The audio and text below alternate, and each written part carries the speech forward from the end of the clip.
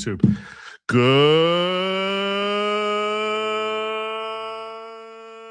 evening, everybody. Welcome to the following program. I am your host, Joe Neerman, a.k.a. Good Logic. I hope you all had a phenomenal evening. I've decided, and we're not having a vote on it.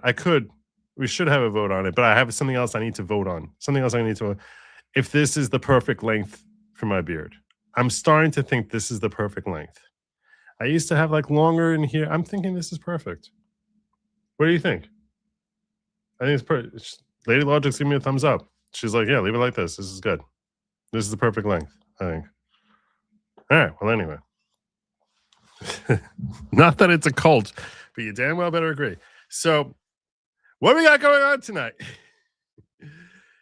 James Comey subpoenaed, not just subpoenaed, in Florida. That's right, Florida, the great orange state, orange man from the great orange state. There you go, the great state of Florida, back in front of you know who, our favorite judge, and I don't mean that sarcastically at all. Like literally, my favorite district court judge of all time is Judge Eileen Cannon. Yes, that's right. Judge Eileen Cannon. That's so we got to definitely talk about that. We have to talk about the subpoena, what this means, what it doesn't mean, I have a lot to say on this. Also, we have all sorts of brewing talk going on with Joe Kent and levels of conspiracy here and the nature of the leaks and who he's leaking to, which makes this story all of a sudden become a lot more interesting. This story, which has already been gripping the country, it's a lot more interesting. And the woke right sitting there basically pledging allegiance to Joe Kent, someone they never heard of a week ago. No one heard of this guy a week ago. And they're like, oh, Joe Kent for president. It's great. It's really great. Bibi Netanyahu stuck his foot in it and basically said something which, when you first hear it, I was just like, I don't know what he's doing. But then I heard the context, which you don't hear that part when you hear the woke right screaming about how Bibi is evil incarnate. Evil incarnate. Plus, we have developments with Erica Kirk. I got developments also in Congress. And I have a goal tonight. Tonight's goal is, if we get our regular goal, last night we had a higher level goal last night, and we managed to hit it, which I thought we might. So we have a regular goal tonight, 15 super chats, $10 or more. We hit that. I'm going to give you a third hour, which is going to include call in or call out. And this is what I need to have a poll about, which is why otherwise we would have a poll about my beard. But the poll is this. I'm torn between taking calls from you or calling Congress, because I can call Congress all day. I can call Congress all day, all freaking day. And the way I could blend that, sort of, is have people call in and tell me who they want me to call out to Congress in order to get Congress to push Congress to pass the Save America Act. So that's what I'm leaning toward. You call in and then I'll call out. You call in, tell me who you want me to call. Give me a little pitch why I should be calling that person. That'd be helpful. Don't just, give me a name. I don't want to hear Tom Teletubby, whoever, who I'm like, I don't know anything really about this guy at all. And you tell me to push this guy. Sell me on it. So I think that's probably what the goal is going to end up being. I'm going to make that an official poll, though. We're going to sell me on it. So I think we're going to make that the official poll, and we have Mita with a long E just starting us off here. So I say thank you, Mita, starting us off. I mean, well, this is true. Masturbator's right. I need to obey Lady Logic on the whole beard. Tammy Fayette saying, good evening, Joe. Your beard is just right. See that? There you go. People are recognizing. Just to start us off, thank you, Mita. You're awesome. Appreciate that. And so I think we're going to have that poll. I think that's the way to do it. I think because we're going to have a poll whether it should be Start a poll. And what should third hour, assuming we got, we don't end up getting that, that's gonna be an utter fail, be if we get there.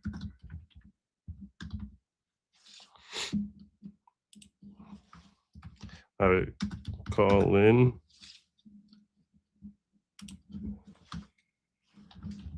Call out, which we'll say is Joe calling Congress. Or add an option of call in and tell Joe. Why is it not doing that? Call in and tell Joe who to call. And I guess the fourth option is no, really. This is perfect beard. Okay, there you go. That's the right poll. And I got a bunch of other news stories I'm going to cover that I need to cover with you. We're going to filter in about the developments in Congress and things happening there with Erica Kirk. There's just stuff happening. So we got what to do. And in order to, and I almost forgot that riding shotgun with me here is Thursday night co-host, because there you go. Sorry. He's waiting so long. He's been waiting there for like a good 7 minutes now. Very patiently. Lot of stuff going on today in the news. I was out all day, but I came home and in 30 minutes I found I need 47 different things to talk about. Before we go any further though, there's one thing I need to apologize for yesterday that I failed to do, only because I looked at something very quickly. Specifically, yesterday, someone decided to like sponsor me passing the goal, which I think I can do that. If someone says, "Hey, I'm going to pay for the entire thing," they're going to come out and do that. I'm gonna recognize the goal as being met. Yeah, definitely. That's how that works. I like having multiple. I like having multiple people weighing in. If someone cares that much about it, they're like, "Look, your goal is basically $200. Here's a $200 PayPal thing." I'm like, all right, go. You got it. I'm not going to argue on that. Yesterday, that happened. Where someone actually sent me a PayPal to cover the goal like early on. Yeah, but I told you didn't have to worry about acknowledging me. Well, it wasn't you. And but they sent it to me on PayPal, and I looked at it, and I saw they sent it to me, but I didn't check their message. And I regret that I didn't check their message, because in the message, they asked me if I could please give a shout out for a business that they just launched, and I didn't do it. So what I want to do is I want to remedy that right now and tell you all specifically about Gritty Grain Designs, which is actually a pretty cool concept. You can find that on Etsy. It's called Gritty Grain Designs, and I put a link in my description where you can find like woodworking or something? It is woodworking. It's different. Cool. It's different kind of cool woodworking that this guy does, and he's just starting this business off. And if you like woodwork, I was looking at this, I was like, wow, this is pretty freaking cool. So if you like woodwork, I'm going to urge you to please check out if he does things with I guess religious symbols, and he's got. I wonder if this guy knows that there's a lawyer that does woodworking named Law and Lumber. Never heard of him. Never heard of Rob? Law and Lumber? Who? This guy, he made like this one video where he showed how Johnny Depp's knife couldn't have cut that wood, and it blew up, and like in one day he had like 500,000 subs. Really? Yeah. You don't know what I'm talking about? So I thought you knew good-looking Rob. Good-looking Rob? That's what they call him. They call him good-looking Rob. Yeah. That's what the ladies call him. That's what the ladies call him? Good-looking Rob? That's what they say. I definitely never heard of anyone called the good-looking Rob.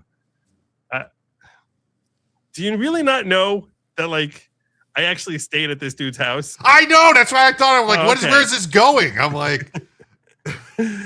I didn't know where you're going with this. I was like, I'll just keep playing along. I'm good at improv. I'll yes and it all night long, Joe. Right. I'm not gonna break the fifth wall. Look at this, the whole waving flag. This is very cool.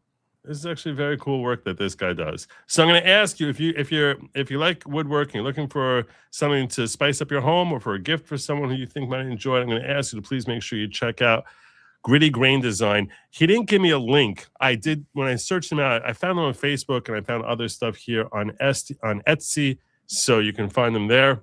Gritty Grain Design. You can find a link in my description below. So please make sure you check that out. And I want to thank them again for sponsoring yesterday with their very generous donation to the show in order to help us get us past. All right, where are we at? I guess we can start off with Comey. We'll get to Comey in just a moment. There's one thing I want to cover first.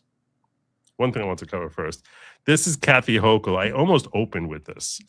Almost open with this because this is pretty funny when you see Kathy Hochul 2022 versus Kathy Hochul 2026. And what I love about this and why I want to give it, I was like, I'm not opening this because I want to give it context.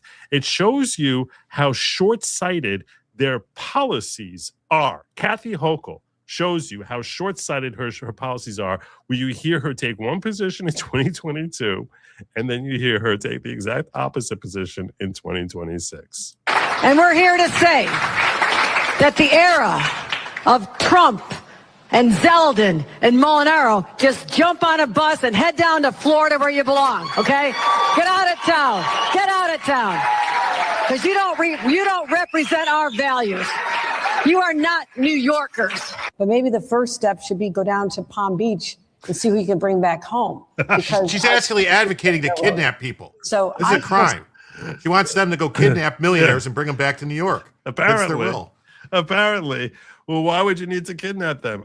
We don't have a problem. It is like I have to look at the fact that we are in competition with other states who have less of a tax burden on their corporations and their individuals. And I would say remote work changed everything. Which remote work started during COVID. So in 2022, everyone knew about remote work. New York was floundering. Their restaurant business was floundering because what it really alerted the entire world to, and this is something I pointed out at the time, it basically woke us up to the fact that we who live in the New York area, you don't need to live here, most of us. You don't need to live here. Even if you're a New Yorker who's like, doing business in New York, there's so much money you can make there.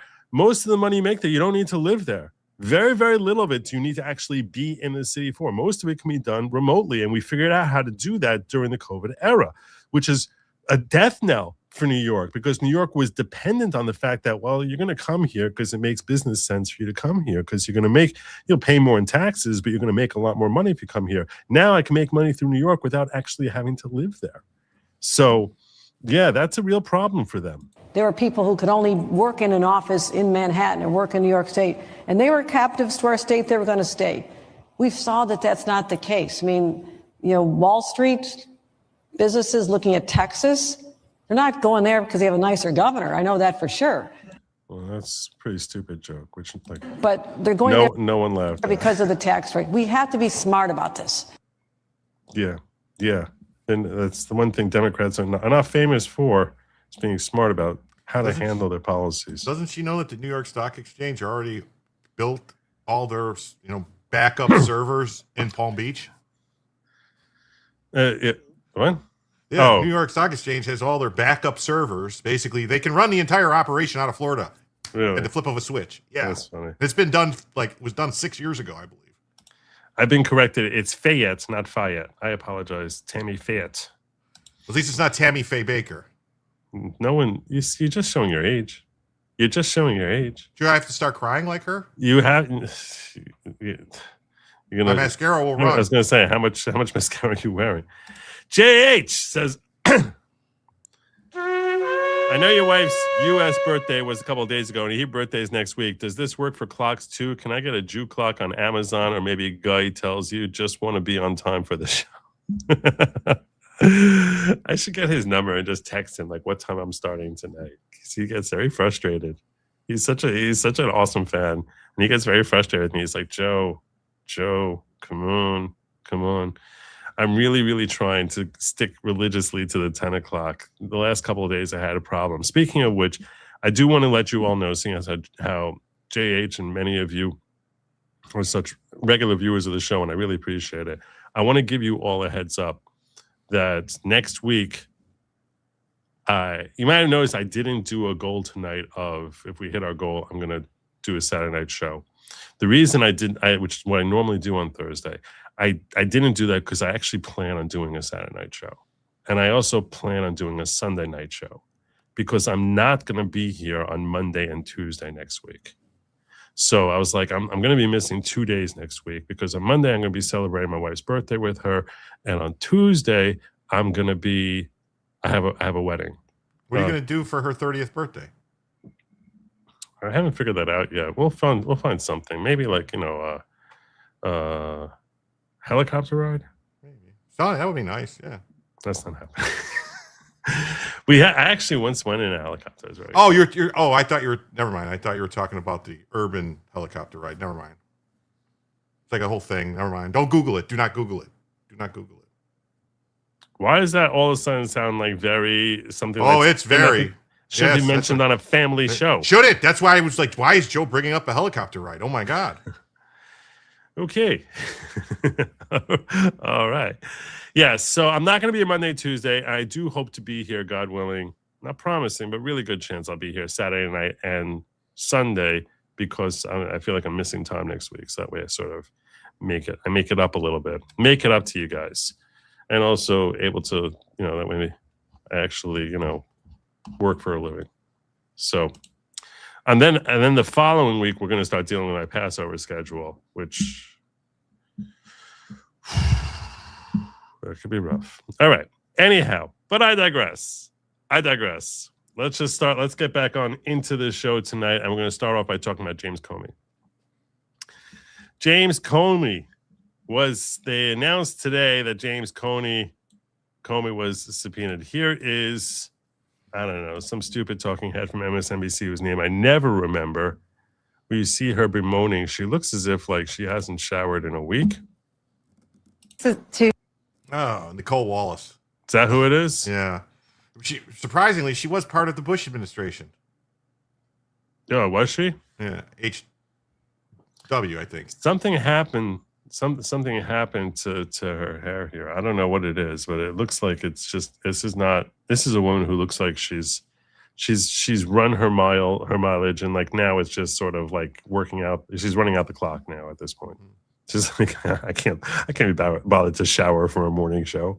Some news that has broken since we've been on the air. Axios reporting that former director of the FBI, Jim Comey, has been subpoenaed in a wide-ranging grand conspiracy case against. They love calling it the grand conspiracy case. This is the grand conspiracy case, not the whole, all the stuff that happened with Trump. That's all like real, very real crimes. We can't explain to you what the charges are or why he's being charged, but those are real. Those are very real cases. But if you talk about Comey, there's a grand conspiracy case. I wonder if they're going to ask him why they buried the fact that China was trying to help Biden win.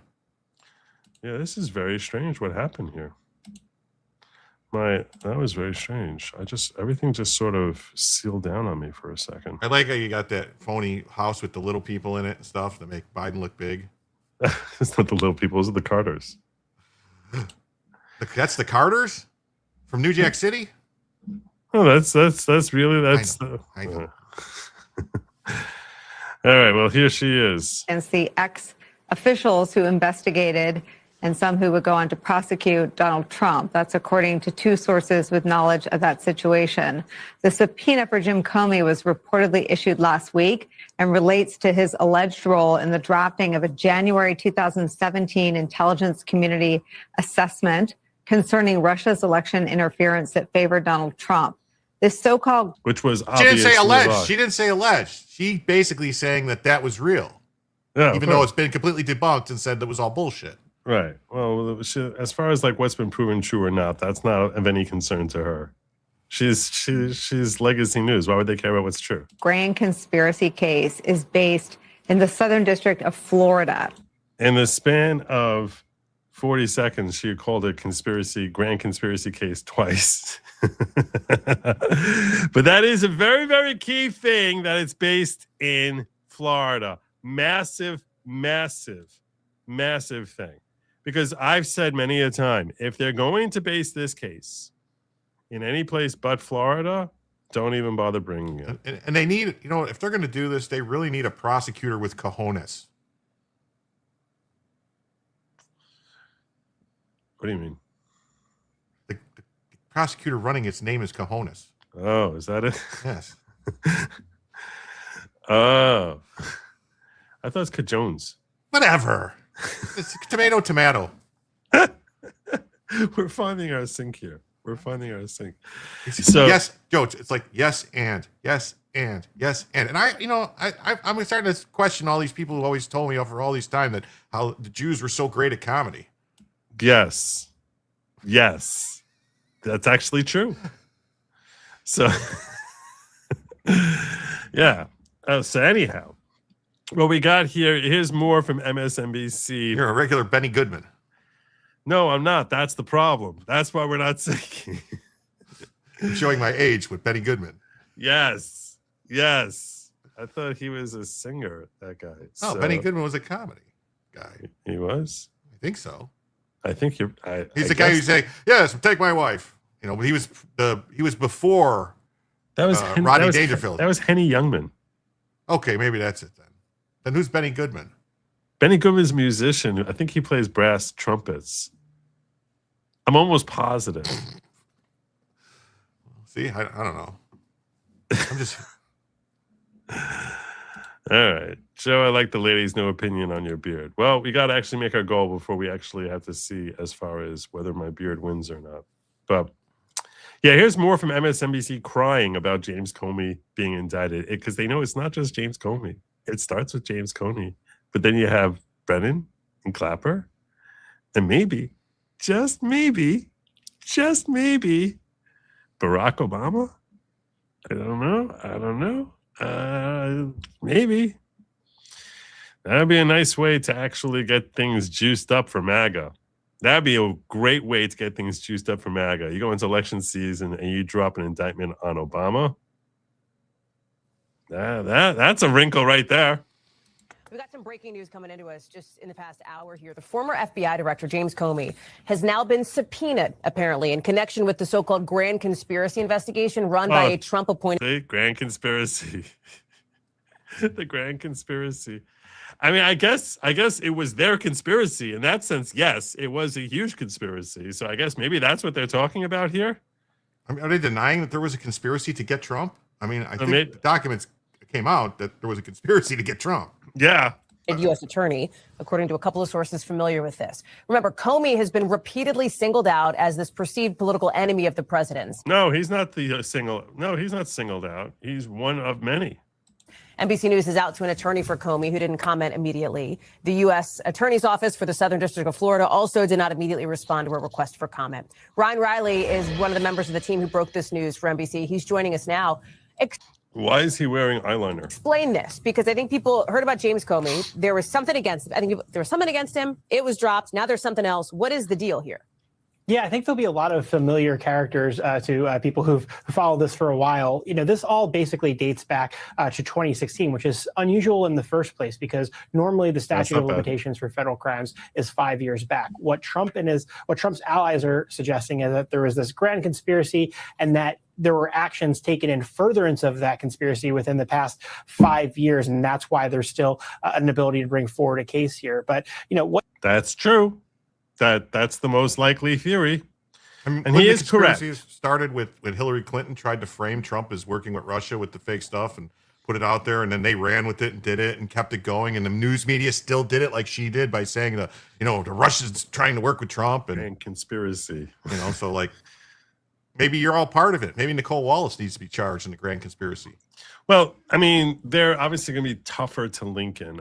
You can get the political actors much more easily. You can get legacy media involved in this, even though they almost certainly were working hand in glove with each other and almost certainly, in a just world would be charged. If there's communications between people saying, hey, we want you to say this and help us out, just kind of like, You know, along with maybe the conspiracy is also going to involve the letter from the 51 intelligence officers that said Hunter Biden's laptop was, you know, Russian disinformation. Like maybe that's going to be involved in this. And yeah. Well, but what I'm saying is the conspiracy, and he's correct so far in his legal assessment, to give him credit, even though one of our commentators was correct here in saying that, yeah, he does look like a chipmunk in a suit. I agree with you, CD7. But so far, his legal assessment is correct. Most federal crimes have a 5-year statute of limitations. The way you can hurdle that is you charge them with conspiracy to engage in something, and an ongoing conspiracy that can go on, you know, for as long as there's a cover up of the conspiracy, all the steps taken to cover it up, all the lies under oath, any crimes they're committing would be a continuation of the conspiracy, and accordingly, you would be within the statute of limitations. You know, the conspiracy is still ongoing because J.B. Pritzker just talked about they're planning on doing it again in 2029. Yeah, I mean, I don't know if he's part of the conspiracy. Why not? But Sure. what I'm saying is every time that they get up under oath and they're, you know, swearing, or if they're going around, even in theory, I don't know. You see, I'm not sure if and this is something I need to look into. I want to ask a criminal defense attorney on this. Like, does it have to be that there's a crime committed within the last 5 years, or if there are steps taken to conceal the crime? Just overt acts. And I think my understanding is if it is an overt act, like them going on TV and saying, you know, that this, you know, and propelling the notion that they weren't engaging in this thing to try and convince the public of this, that's a cover up of their conspiracy. So that's you can call it accessorizing after the fact, right? If they were a third party, there would be an accessory after the fact. So this is him continuing on. He's correct, though. That's how you would get a conspiracy. And the beautiful thing about it is, even if one of them stayed silent and didn't do anything about this since 2017, they still, whoever's in the conspiracy, any person who's considered part of the conspiracy, the time parameters of the conspiracy gets resurrected for everybody who's in the conspiracy. So even if Barack Obama hasn't thought about this thing in the last 8 years, if other people who were part of a conspiracy with him are continuing to engage in reasons to resurrect the conspiracy, that resurrection would relate back to him as well. CIA used national security to plausibly deny any conspiracy theory all the time. Yeah, this is true. What you're talking about essentially is an investigation run by a Trump appointee in the Southern District of Florida, and also involving a Trump-appointed federal judge, Judge Cannon, who was involved with the criminal case. They love saying who's appointed, like especially if it's Trump appointed. When it's someone who's a Biden appointee or an Obama appointee, they never mention that. But whenever it's a Trump appointee at anything, it could be a prosecutor, it could be on the court, they're going to say Trump appointee, Trump appointee. You never ever hear them say Biden appointee when they're talking about, or Obama, when they're talking about Chutkin, right? You don't hear that. No, whenever it's one of the 243 judges that Schumer was bragging about getting put in to stop Trump, they don't say like, oh yeah, this is one of the 57 judges that got put in after Trump was elected. Yeah. So it's pretty awesome, as Judge Eileen Cannon. Case against Donald Trump himself, and dismissed those charges involving the classified documents case that Trump previously was previously facing. And then, ironically enough, the allegation that they're pursuing in this instance is this allegation that, you know, members of. Do you hear his voice? Even his voice sounds like he belongs on MSNBC. Like if you looked at him and didn't notice the eyeliner, you can see him growing out the beard, looking like, you know, and it's just like everything here is basically manscaped back into reflecting that he's been properly neutered and belongs on MSNBC. Everything about him. I thought his previous employment might have been on Queer Eye for the straight guy or whatever it's called. Could be. Show, you know. They would dub the deep state conspired against the rights of Donald Trump. And that conspiracy against rights charge is actually one of the charges that Donald Trump faced in connection with the January 6th investigation himself. So it's the same statute that was being applied in the January 6th case against Trump that is now being used to investigate anyone who is involved in those investigations against Trump. Irony can be delicious. As well as the 2016 election. This all really revolves mostly a lot of subpoenas we've seen so far, and in the case of Comey as well, that all involves the 2016 election and, you know, the Mueller investigation, a lot of these issues that Donald Trump still has where police. Yeah. So you can see how bitter the women in particular are here. He seems to be more fact-based, this guy, when he's breaking down, trying to. But here's let's get from the right side of the aisle, or at least the purported right side of the aisle when we're talking about Fox News. And that would be Laura Ingraham. All right, former FBI Director James Comey subpoenaed in a sweeping probe into what Trump allies are calling a grand conspiracy, a coordinated effort to take down a sitting president before he ever took office. Now, at the center of it all, the 2016 campaign and that 2017 intel report on Russian interference, a report critics say was tainted from the start by the now discredited Steele dossier and political bias at the highest levels.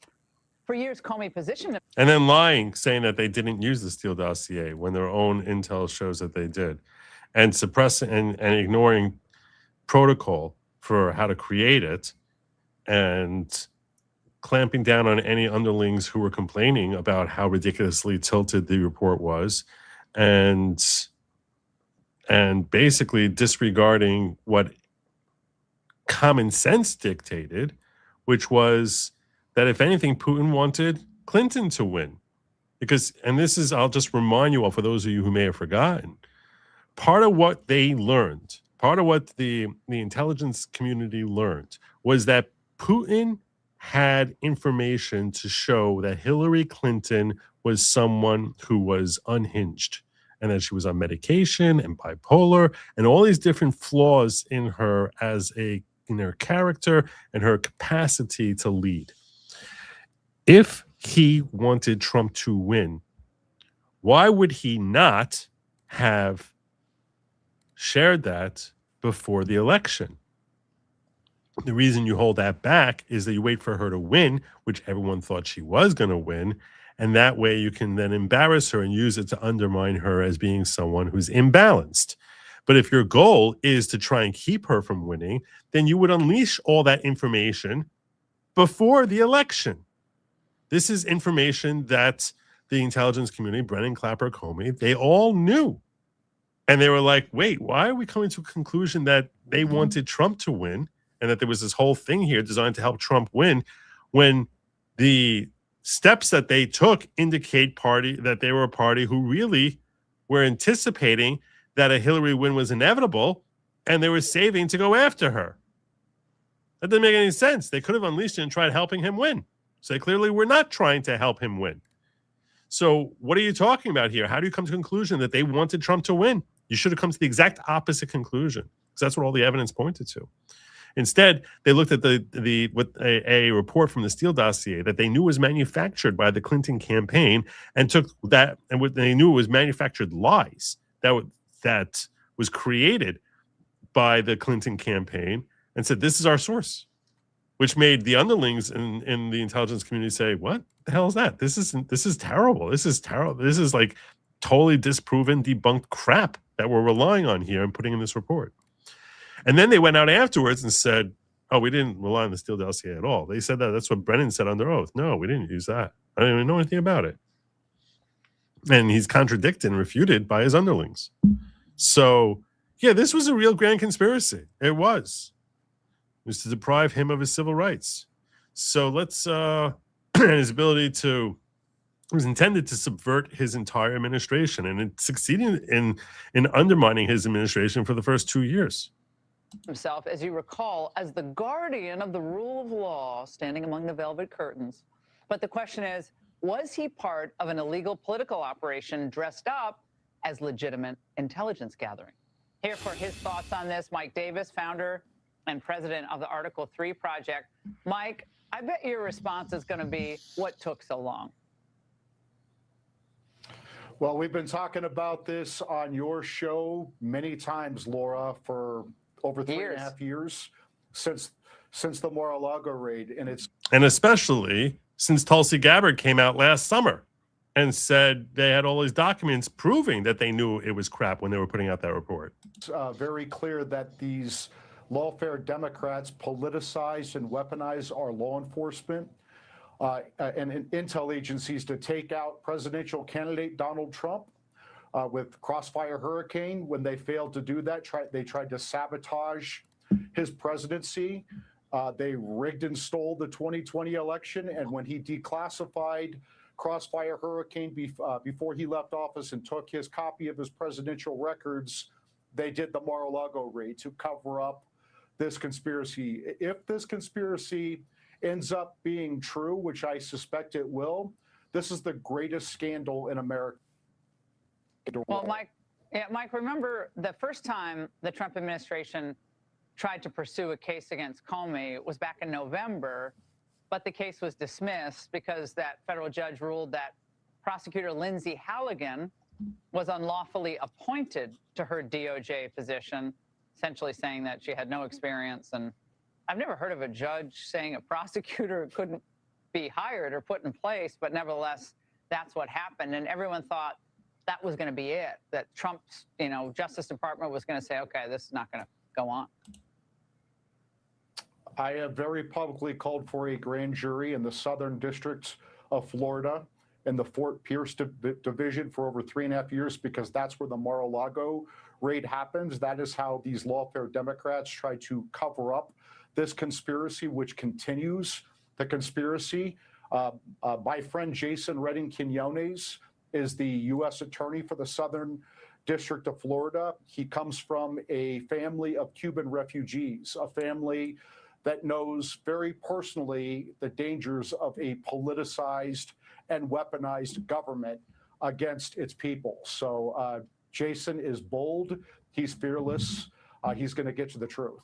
Well, I can't remember which media outlet, but the title of the piece tonight was Trump ally prosecutor. And so they're already tainting the prosecutor because I guess he was appointed by Trump, or maybe they don't like the fact that he's Cuban these days. Who knows? Mike, this will be very interesting. And you were the perfect guest tonight. Thank you so much. All right, former. And the perfect gentleman, too. He was great. No, and I think that he's correct. So, and bringing in Florida was such an essential thing. This is what I've been saying since day one. If you're bringing this in D.C., don't bother bringing it. It's just going to be egg on your face, and it's going to be humiliating. You're going to lose. You're a dead man walking when you start, and it's going to look like you were trying to persecute. But you can get convictions in Florida. You can definitely get, and it belongs in Florida. It belongs in Florida because they chased him all the way down to Florida. All right, so we're getting some clarity here. So are you ready for an education? I'm ready. All right. Benny Goodman Orchestra. Big band era. Sing, sing, sing. Most famous song. Played clarinet. I told you it was brass. Henny Youngman, Take My Wife, Please. Okay, I had them mixed up. I don't know. they, you know what it is? Jews all look alike to me. We all look the same. It's true. We're identical. I get that all the time. Me and Harrison Ford. It's something that's almost eerie. You're like a spitting image of it's unsettling. Of Adam Sandler. That's why I just thought you had the same comedy. Yeah. Oh, that's very nice of you. If you break out the ukulele, and you break out the ukulele. Then the Clinton Foundation. Yes, the Clinton Foundation was behind what Brian is referring to here is that they were behind sponsoring the Steele dossier. So it was obviously crap. Oh, are you saying then the Clinton Foundation, we should go after them? I think the Clinton Foundation was involved in that. But you're saying we want to go after the Clinton Foundation? I think they were involved in the Steele dossier. I'm not sure. Now I'm rethinking. I covered this before, but I just wanted to tell you, thank you, John Jolene. This is true. The CIA used the national security to plausibly deny any conspiracy theory all the time. Over here now, the point is that they're being charged with engaging in this conspiracy. And it's not a theory. That's not a theory, as Kimmy points out. It's not a theory at all. It's just a conspiracy. Nothing will ever come of any of this. That's what Malcolm Palm is very black-pilled. Do you think he's right that nothing's going to come of this? I would be shocked if something came of it. Honestly, I'll tell you right now. Most of my audience is, at least from what I've seen, I put this up as a poll. on my community when I announced tonight's show. So far, early voting is I basically asked, Comey will face no charges, big fat nothing, indictment, no conviction, convicted, dude going down. And Joe's beard is perfect like this. We basically have only 24% so far who are weighing in and saying that he's going to actually get convicted. I'll tell you right now, I'm going to join the camp saying he's going to get convicted. Do you think It's going to shock the hell out of all of us? Do you think they're going to that something's going to happen with the appeal of the charges against Comey that were dismissed? No. You don't think they're going to bring those charges back and say that someone's going to eventually say that those these charges judges are not had nearly as sexy? Well, no, but I'm saying that like all these the stuff that they've done to all these prosecuting attorneys, basically these judges, like at some point the Supreme Court's gonna have to go, nowhere in the Constitution does it give district court judges to appoint anybody to anything over the president, that part of the executive branch. That's a blatant separation of powers problem. Well, wait. They're saying the same. I'll play devil's advocate here for you, okay? Judge Eileen Cannon said that the prosecutor in the case that was brought in U.S. versus Trump, Jack Smith, improperly prosecuting the case because didn't have authority. Same too with respect to Hallowell prosecuting Comey, that she was appointed by President Trump as a U.S. attorney. Jack Smith was not appointed as a U.S. attorney. Merrick Garland just said he's a special prosecutor, and that doesn't exist. What he said, it doesn't exist. What was her time parameter? Didn't she run out of time, like the 60 days or something like Where's the time? Is that in the Constitution? You show me in the Constitution where it says there's a time limit? I think that there is a time limit. It's not in the Constitution. Are you sure? I'm pretty sure. I have to ask Grok about that. A non-confirmed appointment from, let's ask Grok if we can give it a source. These are all statutory things that Congress did after the fact. Hey, Grok, are you there? Yeah, I'm right here. What's up? When you have a presidential appointment to a position that is not confirmed by Congress, how long is that person able to serve? And what is your source for that? In the U.S., a presidential appointee to a position that doesn't require Senate confirmation. No. Often I said called a recess if it's someone who requires, if there's a temporary appointment that's made by him, they can serve for up to 60 days. Gotcha. Let's check that 60-day thing. Or maybe it's 90 days. Gotcha. Let's clear that up quick. I have a reason for what I'm saying, Joe, and I could just break it down without Grok or anything. Limit for temporary presidential appointments to Senate-confirmed spots. Under the Federal Vacancies Reform Act, the main law here, an acting official, usually the deputy or a senior person, can serve 210 days from when the vacancy starts. But if it's a new president and the spot's empty on Inauguration Day or pops up within the first 60 days, they get an extra bump. The clock starts later, 90 days after inauguration or the vacancy date, whichever. That's not a constitutional amendment, though. That's a statute. That's what I'm saying. There's no way that it's in the Constitution because district court judges aren't in the Constitution. So why would district court judges get to do anything in a Constitution when they're not listed in a Constitution? They're set up by statute. I looked at this all like a year ago when this first came up, and I haven't looked at it since. I'm an older man now, and certain things don't really settle properly as far as in the memory. But what Grok is telling me doesn't sound right at all. I think that they're wrong. And what you're telling me doesn't sound right either. Because I remember that there was the one who was appointed to DC had a certain window of time to operate, and then he had to step down. Does that not ring a bell to you? That is what the statute says, not the Constitution. The president gets to appoint these people. What statute is that? Whatever this Appointments Act is not, it's a statute. It's not a constitutional amendment. It's not in the Constitution. The president gets to appoint people. The judges said, no, the president can't appoint somebody else. We get to do this because the statute gives us the authority to appoint people to the executive branch against the president's will. That's not constitutional. That's what's going on. They're like, these judges want the people they want to be the U.S. attorney. Nowhere does there's no way the Supreme Court's going to uphold that judges all of a sudden get to assign people to the executive branch, to take away the zenith of presidential power, of executive power, is prosecuting people. I heard that. Where did I hear that? Oh, that was in the Supreme Court case about the Trump case about, prosecutorial power, and all that stuff, and his immunity, the zenith of power.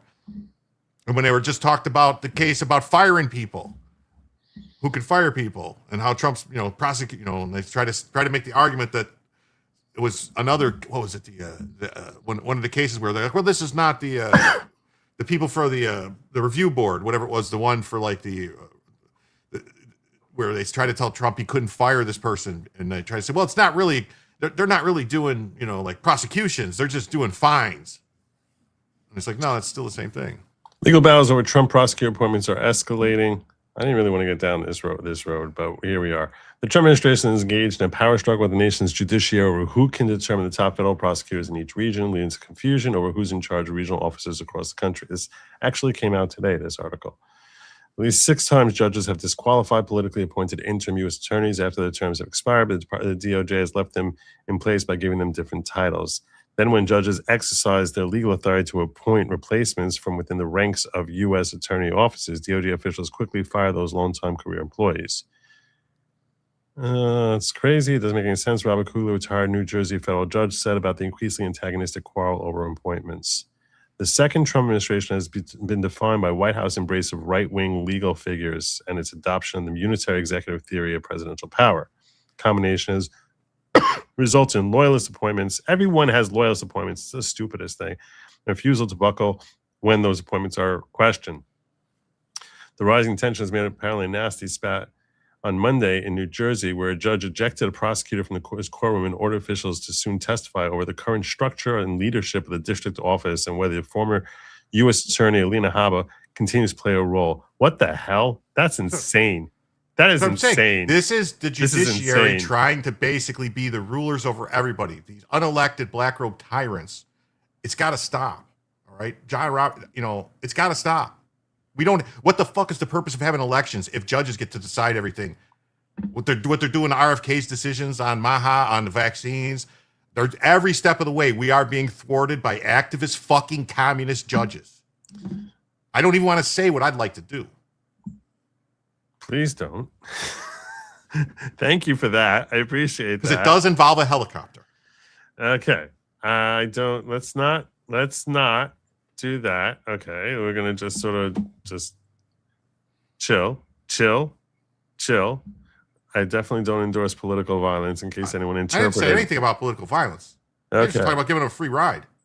Right. Well, what I'm getting at here is, I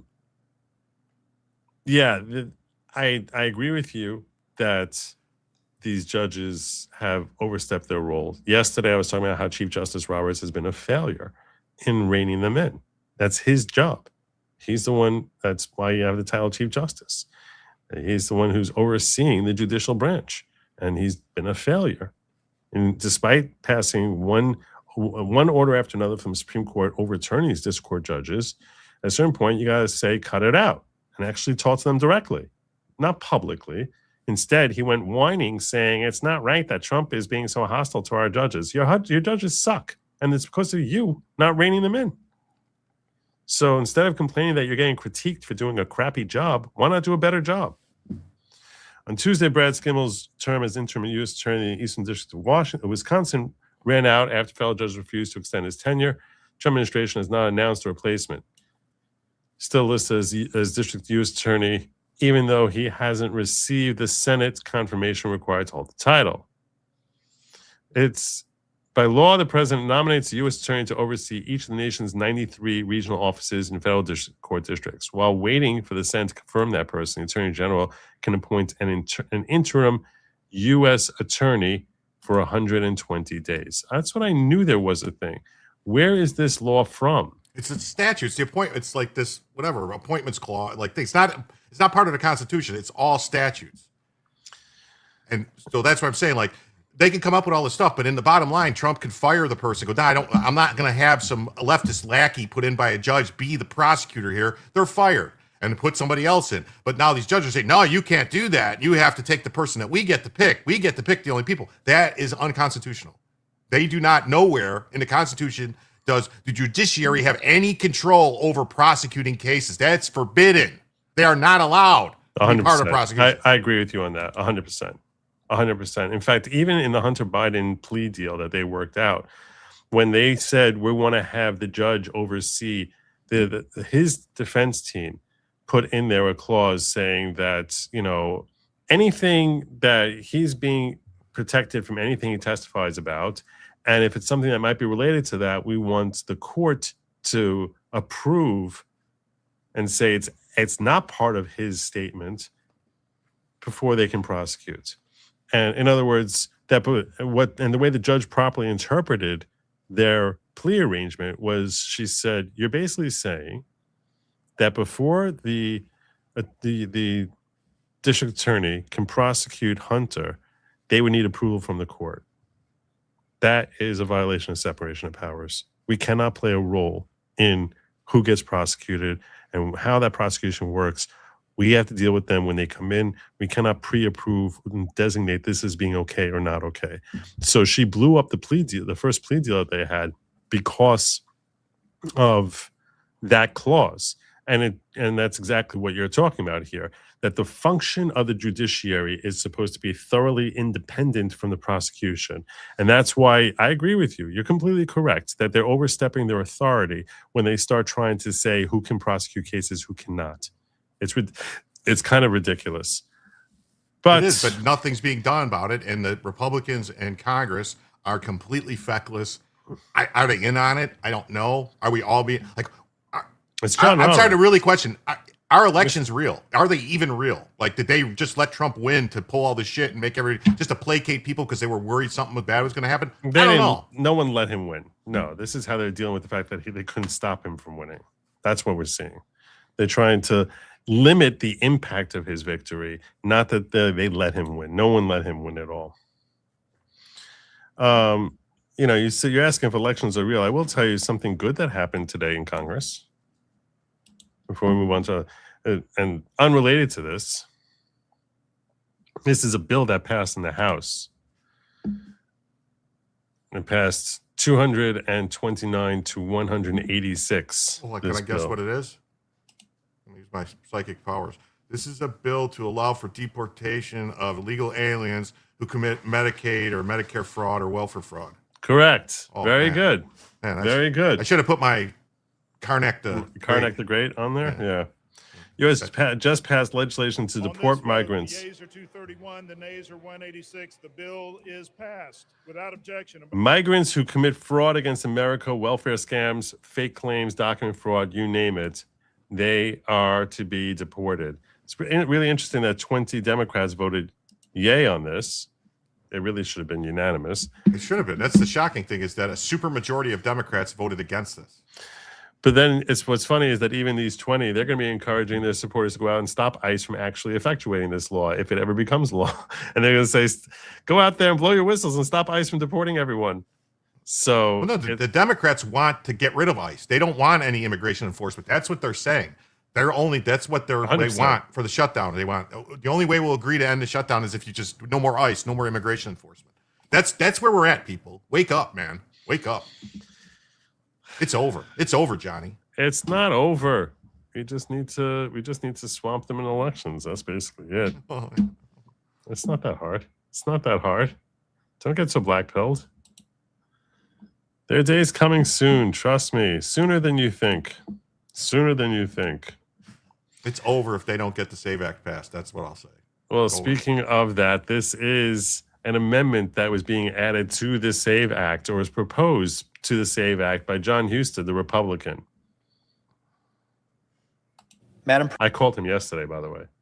President, showing a photo ID is common sense. The American people support it by an 80-20 margin. And as I've been saying for more than a decade and a half, it is possible to make it both easy to vote and hard to cheat, and we should make that a national standard with a photo ID law that is easy to implement I have a problem with this, though, with this amendment. What's that? Because he just says any driver's license. That's any photo ID. Well, when half of the college students that have college IDs are not U.S. citizens, when they're giving out IDs to illegal aliens and every other person, anybody that comes across a border, they'll give a driver's license to. So how is that going to protect voting at all? Well, hold on a second. Don't slow your roll. Slow down. Jim is very wired tonight. You're very wired. I had a very stressful day. So this is basically what the SAVE Act was. You don't have to be a citizen. You just need to show ID. Okay, but this is something that Democrats said that they are in favor of, voter ID. They said they can support that. Passing voter ID requirements is common sense, and passing this provision that I offer tonight, that's part of the Save America Act, is right for election integrity, and it's the right thing to do for voter confidence, and I urge a yes vote.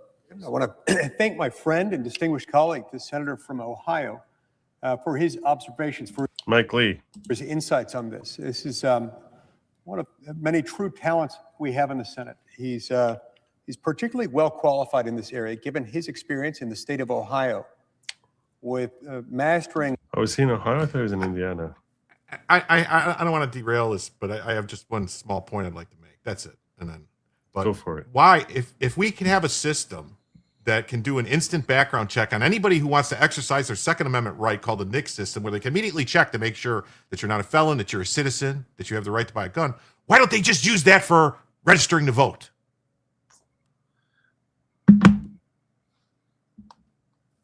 Because you can't just go to buy a gun and they go, just check the box that you're not a felon, just check the box that you're this, and they take your word for it. No, they check to make sure you're not fucking lying.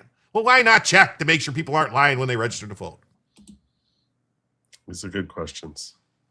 Is anyone going to volunteer to give me a hug? Because I did not say the N-word. I didn't hear that. I didn't mean to click that one. I meant to click this one. Yeah. To say that. Thumbs up can be a thing. Please hit the like. If you're still here, appreciate if you could urge you to hit the like. I'd be much obliged if you would. Let's hear from Mike Lee, okay? You need stronger vape action there. The election laws of that state and the federal election laws that overlap with state election laws. I'm not sure there's anyone in the Senate currently or who has ever served here who has a greater knowledge of these laws and the way that they intersect. For the same reasons articulated by the senator from Ohio, I think this is an exceptionally good idea. It's not every bill where it makes sense to separate out a provision, try to pass that provision on its own, separate from the rest of the text of the bill. But this is one of those instances where it makes sense. Now, don't get me wrong. Neither I nor the senator from Ohio are suggesting that we still don't need the rest of the Save America Act. That's not our point. The point is that these are separately divisible, such that they could be enacted separately.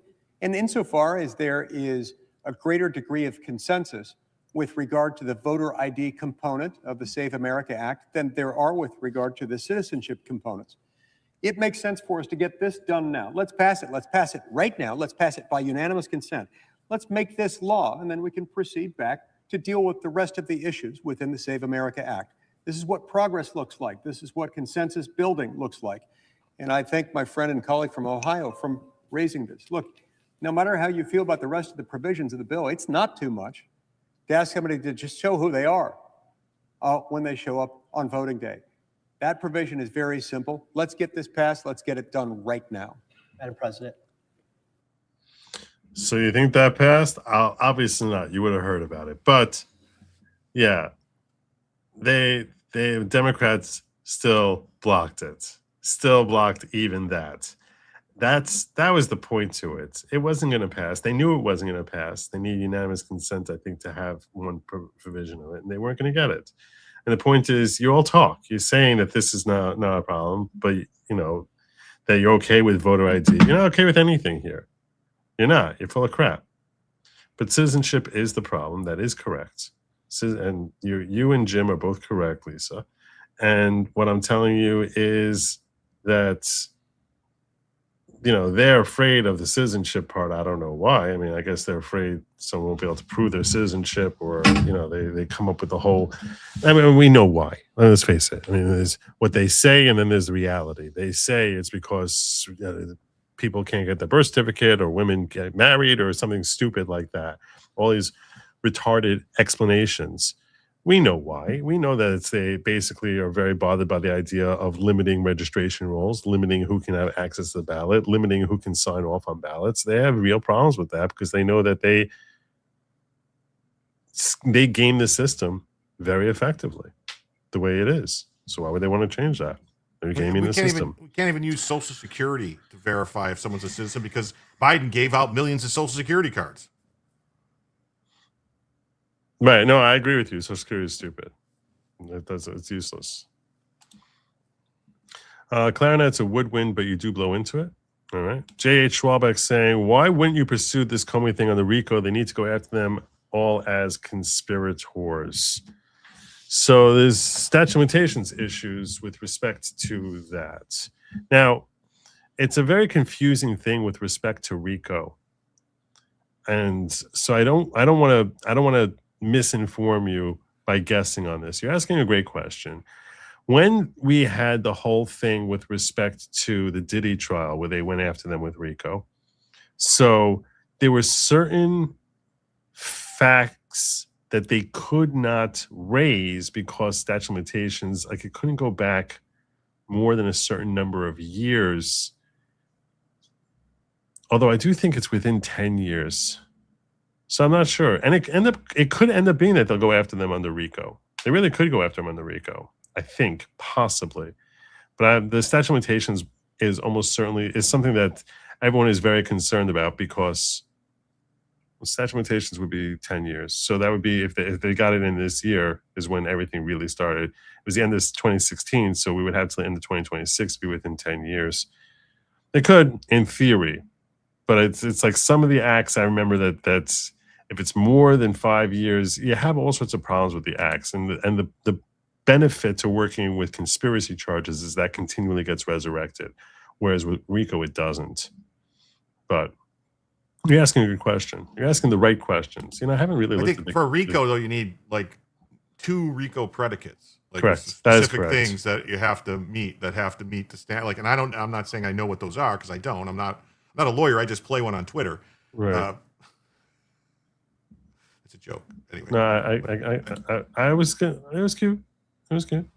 That's the thing. Like, yes, I'm not but a you're doctor, correct. I just play one there's on a list TV. of there's a list of potential predicates that could be used, and then you have to look at their actions to see whether they're classified as proper predicates.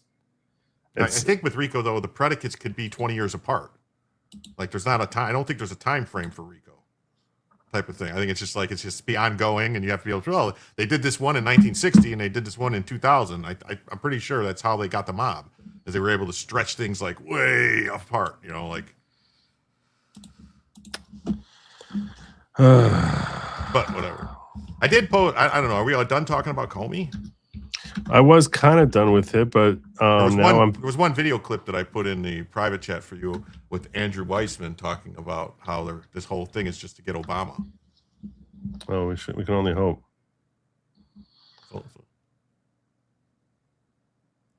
Yeah.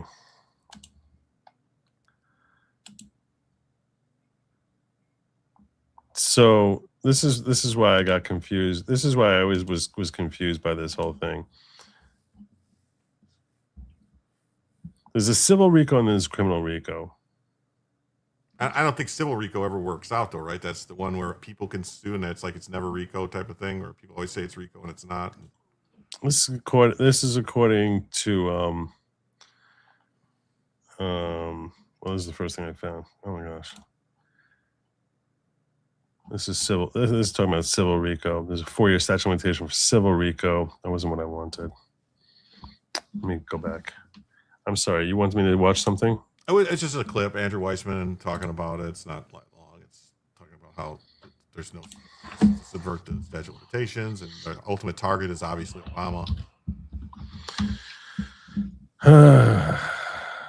Okay. Which I don't know how Obama could be the ultimate target after the Trump, the immunity ruling that Supreme Court came down with the Trump case, saying that he had immunity. And so it's true, actually. So what they're saying is the clock starts from the last racketeering act, which is a predicate, which has to be within the last 5 years. And it covers a pattern of activity going over a period of 10 years. So I guess in theory, RICO could work here, assuming you can meet the predicate thresholds. That's the best way to break it down. But we don't know enough about the facts to know whether or not they can meet those predicate thresholds. Conspiracy is a little bit simpler. But potentially, I'll answer you like this, JH. Potentially it could be there. And I'd love to see it there if in fact they can make out the case, but it could be that they just don't have the predicates. So that would be a flaw. Uzelian gifted 10 subscriptions to Good Logic. I don't even know what to call you people, but welcome. Welcome to the ghetto, I guess. Welcome, ghetto dwellers. God bless you, Uzelian. Thank you. Yeah, much obliged. And yes, it is used for pyramid schemes, normally civil RICO. All right, you wanted me to watch this clip here? yeah, it's a. So no one should think that I give you short shrift. So we'll check this out real quick. This is, you said, Andrew Wiseman? It's Andrew Wiseman and someone else on MS Now. MSNBC admits Barack Obama may be in the crosshairs of Florida special grand jury investigating the conspiracy to weaponize intelligence agencies against Donald Trump. Wiseman, who helped on the original Russia hoax as a top Mueller team prosecutor, explained on air how the grand conspiracy legal theory is designed to reach back, potentially subpoena Obama. It should be. Definitely should be. All right, let's see what we got here. The piece that's important for people to understand is that this is not a secret effort that we're talking about. This is something that Trump allies talk about in public. Here is an advisor of the White House named Mike Davis talking about what his buddy, Mr. Quinones, is up to. It's cojones. My good friend, Jason Redding Quinones, got confirmed as the U.S. attorney in the Southern District of Florida in Miami. And I've been calling for a criminal probe for the last 3+ years since the Mar-a-Lago raid for a grand jury to investigate conspiracy against rights under 18 U.S.C. Section 241 for these lawfare Democrats, how they politicized and weaponized intel agencies and law enforcement, going back 8 years to Crossfire Hurricane to take out Trump. His top aides like Steve Bannon, Peter Navarro, Jeff Clark, his supporters on January 6th. I've been very publicly calling for that on your show and 5,000 other media hits for the last 3 years. There's now a special grand jury that that Jason just motioned the court in the Southern District of Florida to open in Fort Pierce. That's going to be impaneled in January. I think that sounds like a great place to open up this grand jury on Crossfire Hurricane. So that's the plan. Caroline Leavitt also took to the podium of the White House. Apparently, I don't know why this clown thinks it's funny. If you're wondering what 18 U.S.C. 241, before we go further here, it's if two or more persons conspire to injure, oppress, threaten, or intimidate any person in the state, territory, commonwealth, possession, or district in the free exercise and enjoyment of any right or privilege secured to him by the Constitution, laws of the United States, or because of his having so exercised the same, or if two or more persons go in disguise on the highway, that's not relevant. So in that case, they're conspiring to injure Trump, basically, from exercising free enjoyment of any right or privilege that was secured to him as the elected leader of the free world. They shall be fined under this title in prison not more than 10 years or both. So that's what we're potentially looking at as a 10-year crime. Over the summer and described former President Barack Obama as being very much in their sights as part of this investigation. Andrew Weissman, your thoughts? Well, one really quick thing, just to correct one minor point, which is that John Durham, everything you said about they love going back to the Durham report. They love trying to go back to the stupid Durham report. Yeah, but they hid stuff from Durham. That's come out. They didn't let Durham see all the information. In the burn bags that Tulsi Gabbard found. John Durham's investigations correct, other than he did have 3 prosecutions, one of which was a guilty plea. The two that went to trial were acquittals. I just wanted to point that because he was stupid enough to bring it in D.C., which was retarded. out as a minor correction. Thank you. The idea of this grand conspiracy is the way that they can try to get over the problem of the statute of limitations, and also why they can somehow bring this in Florida. The piece about the statute of limitations, to get a little wonky, is something about the conspiracy has to have happened within the last 5 years. So if you're trying to go after Jim Comey or John Brennan for something that happened well past 5 years ago, you have to be able to say that some part of the conspiracy they were part of happened within the last 5 years. And then second, to get it to Florida, they have to somehow say that the Florida Mar-a-Lago case is part of the conspiracy. In other words, there's something that happened in Florida, and that's sort of the only thing I can think of that would be able to tie it to Florida. But remember, that is a case where a federal judge signed off on that search, and even that doesn't mean anything. Judge Cannon. That's him. Straws. There's straws over there. There's straws. That's what he's doing there. So I mean, all that happens. From what I know about it, all that happens is a cop, a fed, agent goes and swears, yes, we have this information that says we're going to find this stuff, we think, in this place that we search. Yeah. The judge goes, okay, go ahead. It doesn't mean There's anything. not like any hearing to go, well, you really have, how did you get this information? None of that's asked. That's later.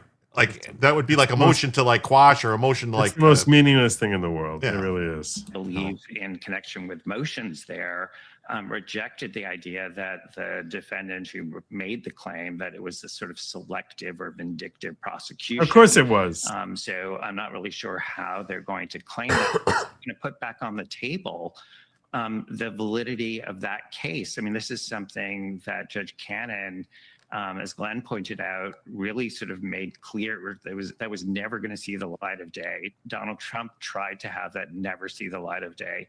Well, if this case goes forward, it's going to put front and center the Mar-a-Lago case, which, I'm not. No one cares about that. Saying That's fine. that John Brennan and Jim Comey or anyone else should be made a sacrificial lamb for that.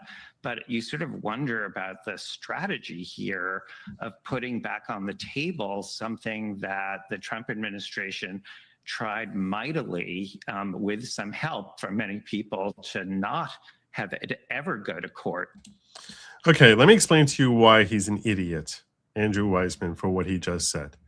There's a drastic difference between putting it on the table when your client's potentially going to go to prison if you get a bad finding from a bad jury, or having it come up there and using it as a sword to try and basically say, hey, look, this whole thing was a scam. These are two completely different positions.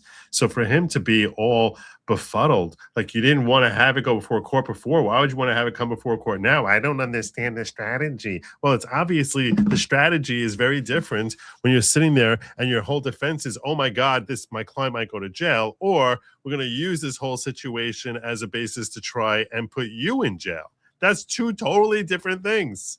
So yeah, that the why you're I don't know. I cannot believe an attorney in good faith would actually make this claim. But I guess he realizes he's talking to the sheep who actually, the 7 sheep who watch MSNBC, who are going to sit there nodding along, saying like, yeah, that seems like hypocrisy to me, and don't actually think through the stupidity of what this man just said. Everything they did with the Mar-a-Lago case was against the rules and against. They had no right to go. The president has the authority to have his papers. There's the Presidential Records Act. This is the president has a right to his papers. The president, when he was the president of the United States, when all those documents got on the plane and went to Florida, he was still president. 100%. 100%. He didn't go later. He was not president and went to the White House and took papers from Joe Biden and ran away with them.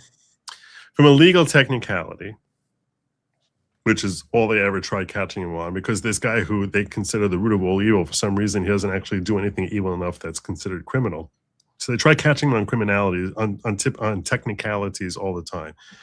That was actually the case which I thought had the strongest technical basis to try and if you're looking for a gotcha, that was the strongest possibility of getting him on a gotcha. Because with respect to that case, while I agree with you that in the Presidential Records Act, he should be entitled to declassify everything, and that we look at it as being a verbal act, that the very act of taking it to a non-secure place serves as a declassification, and accordingly, everything there was declassified. That's not the problem. That's not the problem from the perspective of trying to defend that case, assuming it had been properly brought by a U.S. attorney or special counsel who had been properly appointed. Excuse me 1 second. Joe's got a rave going on in his house. Well, all I will say is I think the fact that... what I wanted to get at was all of that, even if it was properly declassified, the problem that Trump had with that case, assuming that it didn't have procedural issues, was the fact that there was a properly issued grand jury subpoena saying you must turn over all records which are labeled classified. Even if that subpoena was something that they shouldn't have been, they shouldn't have been asking for him to say under oath, I've turned over all those records, and be lying about it is technically catching him on perjury. So that's where they wanted to go after him for, that you perjured yourself when you say turning over these things. Not that they are classified, they just have a stamp saying classified. That's what they were technically demanding, and had a legal right to, arguably a legal right to demand that he turn those over. Now he could have gone to court. I'm pretty sure he did go to court saying you don't have a right to get these documents from me, but at some point in time he tendered he proffered documents, and then said, okay, I gave you everything, and then they do the raid and they allegedly find more. But so that would somebody be perjury. from the National Archives came down and went through all the boxes. Right. And we're supposed to take the stuff that was supposed to take the stuff that was, and then left stuff there. Don't listen. The whole raid on Mar-a-Lago was wrongful. It was insane, and it was crazy that they went in there with FBI agents. Don't make me try. I'm not trying to justify it. I'm just trying to say, if you're looking at it as something that I have to try and say that he's done nothing wrong here at all that was considered in any way criminal, what I was saying is those actions are probably the one gotcha that they of all the 94 charges they brought. All the stuff that happened in New York was crap. It was garbage. It was legally deficient. All the stuff that happened in Georgia was hot garbage. All the stuff that happened in the DC case was hot garbage. The technically getting him that, hey, you have to be turning these records over, and even if you didn't have to, for him to lie and say that he did in a document saying I'm turned over all these records, for him to do that could be deemed a technical crime. That's my recollection, that out of all the 94 charges, that charge, I was like, that's a tough one. That's a tough one. So you think that Trump went and looked through all the boxes? Does that justify them engaging in a raid of Mar-a-Lago? Of course not. Trump didn't pack the boxes. Trump didn't go through the boxes looking at the stuff. He had staff that did it. Of course, and that's why they went after his staff in that charge also. My point is that I don't think that justifies a raid. You don't raid someone's house to try and catch him on, hey, did you turn over every document you were supposed to turn over? That's insanity. And that's part of the whole conspiracy. As part of even if it doesn't matter if he lied about it, the point is, so what? Like, that's not a basis for you actually send FBI agents down there. And why are you sending FBI agents down there in the first place? What the hell is happening here? Like, why are you even trying to demand all these records in the first place? Oh, because you were trying to cover up from this conspiracy. That's the point. The only reason you cared about getting these documents, why do you need these documents? Well, why did they plant all them things that said classified, top secret, and all those folders? That was all staged, and none of that was in the box. And yes, some of that was staged. You're correct about that. All of it was staged. I mean, I don't know that it was staged in the way that they took the pictures. I don't know it was staged. I don't know that they none of those documents markers. With them. No. None of. I'm not talking about that. I'm talking about the covers, all the stuff that's a top secret classified. That's classified. That was all brought by the FBI. Very right. And that would be a basis for him to say, no, there was nothing there. I didn't do anything wrong. That would be amazing. I agree with you. That would be amazing. Assuming there was nothing there that was stamped classified, and you're correct. you're correct that and that there was a staging of photos to try and make it look like there were classified documents strewn all over the place. What they actually did was they took documents, put a classified folder on top of it, and then started snapping pictures. And the documents weren't there in the first place, and the whole entire thing was staged. You're 100% correct in that. I'm thinking back to like when I first was looking at this, I was like, okay, this looks like they might catch him on a technicality. You're correct that if that's that's all the documents they had. In that case, he didn't have any classified documents, in which case he did absolutely nothing wrong. But the reason I'm saying Andrew Weissman is an idiot is because he's pretending that's the same thing of sitting here. I'm defending that I might go to jail if a jury finds that I'm wrong here, versus, you know, if a jury finds I'm right, then I don't go to jail. In this scenario, if a jury finds I'm right, you go to jail. If they find out I'm wrong, then you might not go to jail. So why would I? That's a whole different thing. And for him to disingenuously try and tell his audience, like, I don't know why, it means he's either an idiot, which I think is part of a factor here, or he's a big fat stinking liar, which is definitely a factor here because he is certainly a big fat stinking liar. All right.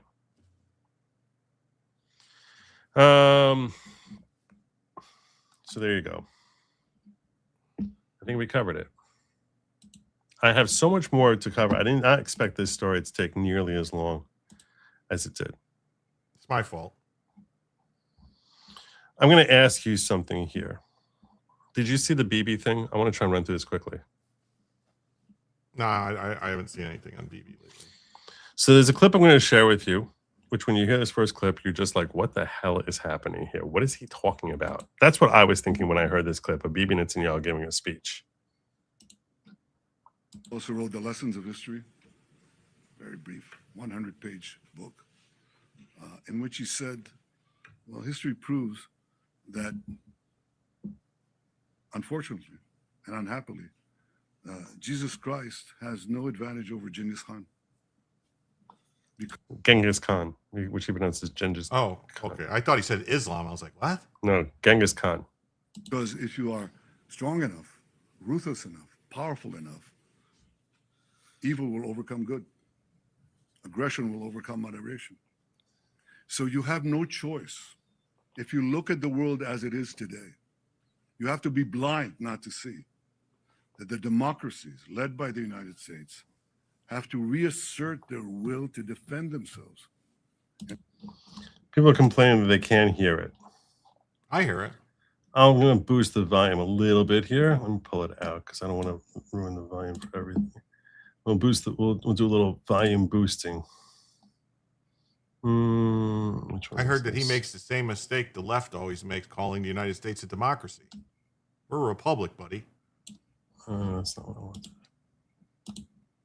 Yeah, I agree with you on that. We'll start it over. Most people started 3 seconds in. They started here. In which he said, they started right here. Is where they started. History proves that, unfortunately and unhappily, Jesus Christ has no advantage over Genghis Khan. Because if you are strong enough, ruthless enough, powerful enough, evil will overcome good. Aggression will overcome moderation. So you have no choice. If you look at the world as it is today, you have to be blind not to see that the democracies led by the United States have to reassert their will to defend themselves and to oppose their enemies in time while there's still time. So when I first heard this, it started from around here when he basically says Jesus loses to Genghis Khan. That's what everyone has been sharing. But it actually starts right here where he actually gives, he says 5 seconds beforehand. Also wrote The Lessons of History, very brief, 100-page book. He's quoting a book. In which he said, well, history proves that, unfortunately and unhappily, Jesus Christ has no advantage over Genghis Khan. So the point he's saying is you can't sit there saying, well, let's all be good people and you know, and we're going to win. Our moral virtue will beat out some terrible conqueror. We're going to lose to him unless you have to be willing to go out there and fight them.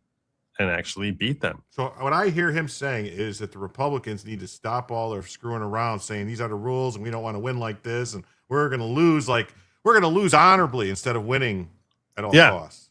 Yeah. Now, but when they play the clip without having the introduction, it makes it sound as if here's this Jewish guy saying Jesus is, impotent compared to Genghis Khan, and that's not what's happening. He's bringing a quote from a book, and he's saying, the point that he's making here, it's not about questioning or casting a shadow on Christian faith belief in the strength of Jesus. It's a matter of saying moral virtue that you can stand up and believe in. That's not going to stop bullets. So back in Genghis times, Khan, it doesn't stop swords. So what do you have to sort of recognize that and deal with the reality that we humans have to deal with. So, but this has been used as a basis. I can't even tell you how many people have been on I found this in the context of here's demonic, evil Bibi basically, trashing Christianity. And I'm just like, why would you say such a thing? But then when you see it in context, you're just like, oh, okay. Why do I believe any posts? So Moderate Case, who I'm trying to get on the show, he's actually around the same size I am. My channel-wise, social media presence-wise, he seems like he's around the same size as my show. So I would think that he'd probably come on here. But he said, I think a lot of people are reacting to wording without really sitting with what actually being said. This was not a theological statement about Jesus. It was a comment about how power works in the real world. You can fully believe Christ is king and still recognize that throughout history, moral truth by itself has not stopped violent people from acting. From a Christian perspective, I understand why it sounds off. Jesus is not just another historical figure. The entire foundation of Christianity is that what looked like defeat on the cross was actually victory. So when someone frames things in terms of power and armies, it can feel like it's missing the whole point. That reaction makes sense. At the same time, Scripture does not ignore reality. Governments are described as having authority to use force to restrain evil. David was righteous and still fought wars. Nehemiah rebuilt while holding a weapon. There's always been a tension between spiritual truth and the realities of living in a broken world. This is where people are talking past each other, but they're talking past each other on purpose. One side is thinking about ultimate truth and eternal authority. The other is talking about what happens on the ground when real threats exist.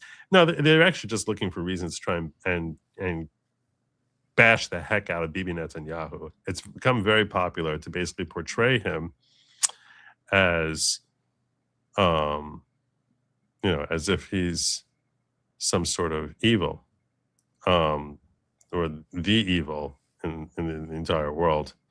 But yeah, so this is I just wanted to call it, this was another one who got really this one got really mad about this. You clip chopping, context murdering, effing pricks. This is peak intellectual dishonesty, the kind that would make Machiavelli blush and Goebbels nod in professional approval. Netanyahu didn't pull some antichrist soliloquy out of his ass. He was quoting Will Durant, the towering American historian, that Christian humanist who spent a lifetime dissecting civilization, the story of civilization, lessons of history. Durant observed the brutal ledger of history with merciless clarity. Nature and history do not agree with our conceptions of good and bad. They define good as that which survives and bad as that which goes under. And the universe has no prejudice in favor of Christ as against Genghis Khan. That's not blasphemy. That's unflinching realism forged in the blood-soaked pages of every empire that rose and every prophet who fell.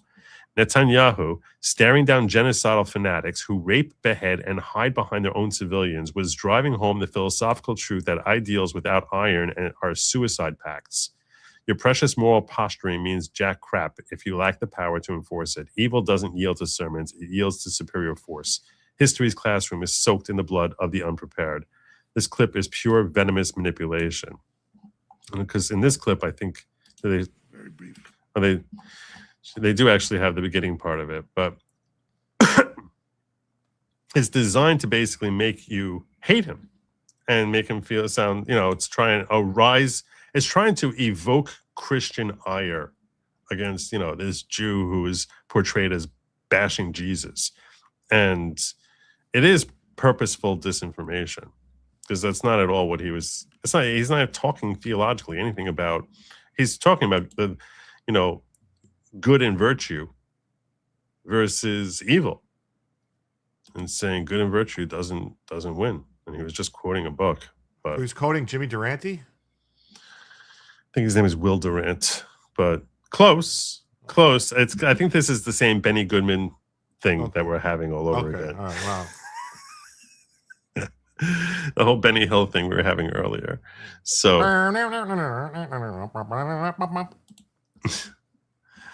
J.H. Rawlix says New York passed a law that said you can go after someone for sexual assault from the time of Jesus. Agent Cal, can't the Congress pass a law that says anyone tries to overthrow our government has no statute of limitations? You were ready to go with that one, weren't you? I didn't know it was still on my soundboard. I would have did it instead of singing it. Yeah. Can't Congress pass a law that says anyone who tries to overthrow our government has no statute of limitations? Short answer to your question is no. They cannot. They cannot. You say, why? What's different? Because you're asking the perfect question here. I'm very glad you asked this because this is something. Do you know the answer to this question? Do I know the answer to this question? Yes. I'd be surprised if you did. This is a great question. Attainder? Close. Bill of Attainder is when it's a law specifically for a specific person. Okay. And it wasn't deemed a Bill of Attainder as against Trump because the law applied to anyone. They just realized it would be applied to Trump. So, and it could theoretically be applied to anyone. No, the real difference is civil versus criminal. You cannot reawaken statute of limitations for someone who's already escaped on criminal liability. So, but for civil liability, you can reawaken it. That's the difference. So if they wanted to go after Trump criminally for what he did to E. Jean Carroll, that would be, it's called ex post facto. You can't change it. You can't also change. You can't go back. In fact, with this comes up in a similar context with the Mann Act. The Mann Act, which is designed to basically punish people for engaging in illicit sexual activity, illegal sexual activity, particularly with minors. It's like for transporting them across state lines, right? Transporting across state lines, or it could be that if they use things that have transported across state lines in order to engage in illegal activity within a state. So, with respect to this came up with respect to Ghislaine Maxwell. Which I always thought was weird that they call it the Mann Act when generally it's always women that they're transporting across. It is ironic. It's named after a member of Congress whose last name is Michael Mann. I'm not sure what his first name was. Great director. He did Heat. Yeah, it probably wasn't him. Miami Vice. There's two N's in the last name there of the Mann Act. Michael Mann. Great director. Could be. But so the Mann Act at one point had, I think, a 10-year statute of limitations.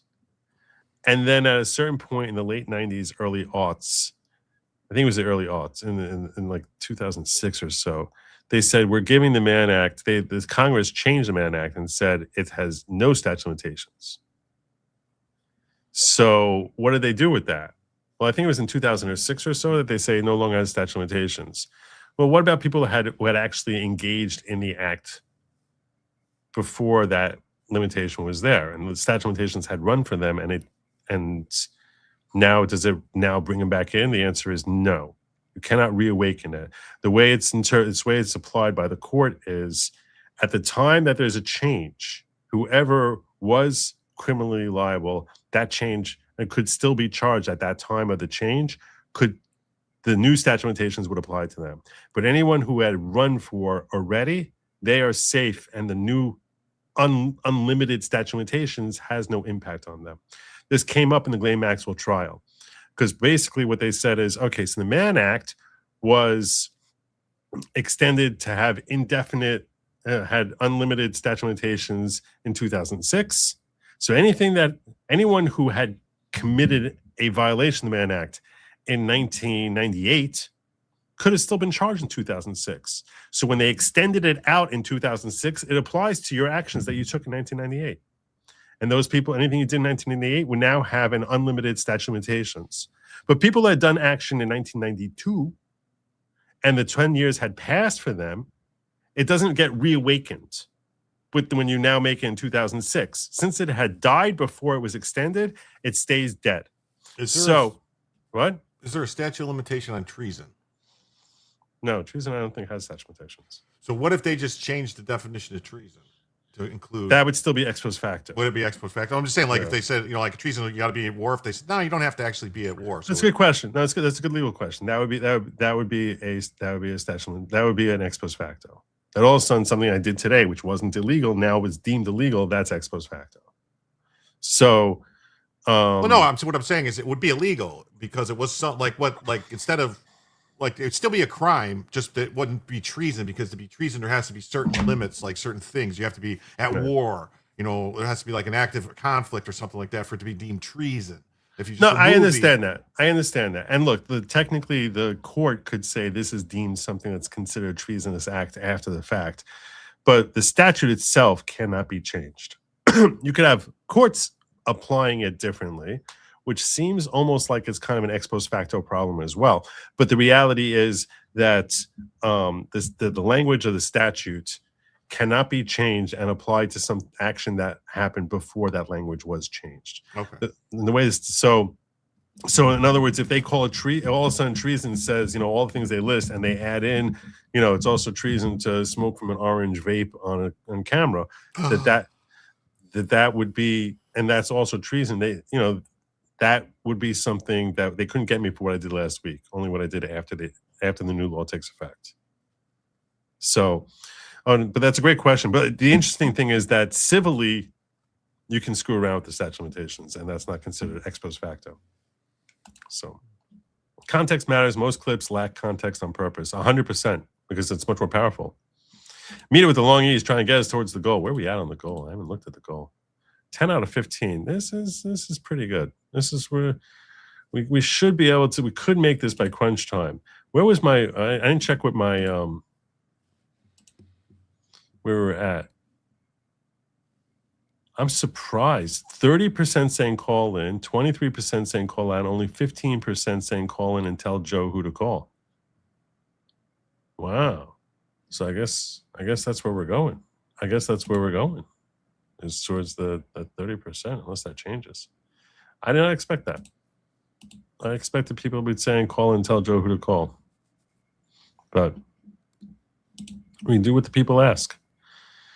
Nita's coming in here. She's coming in hot, trying to help us get past the goal. So maybe people will help her out. I don't know. Maybe. We can only hope. Meanwhile, we got to get over and start dealing with updates as to what's happening on the. I'll put Erica Kirk aside for now. Come back to her, maybe. We'll see. Maybe we'll come back to her someday. About the cease and desist letter? Yes, I was gonna talk about that. I actually want to talk about Joe Kent. You familiar with Joe Kent? Yeah, Joe Kent, the traitor that leaked information to Tucker Carlson. That's where we're going. So the woke right is in love with Joe Kent. He's basically, he's the new hero of the woke right.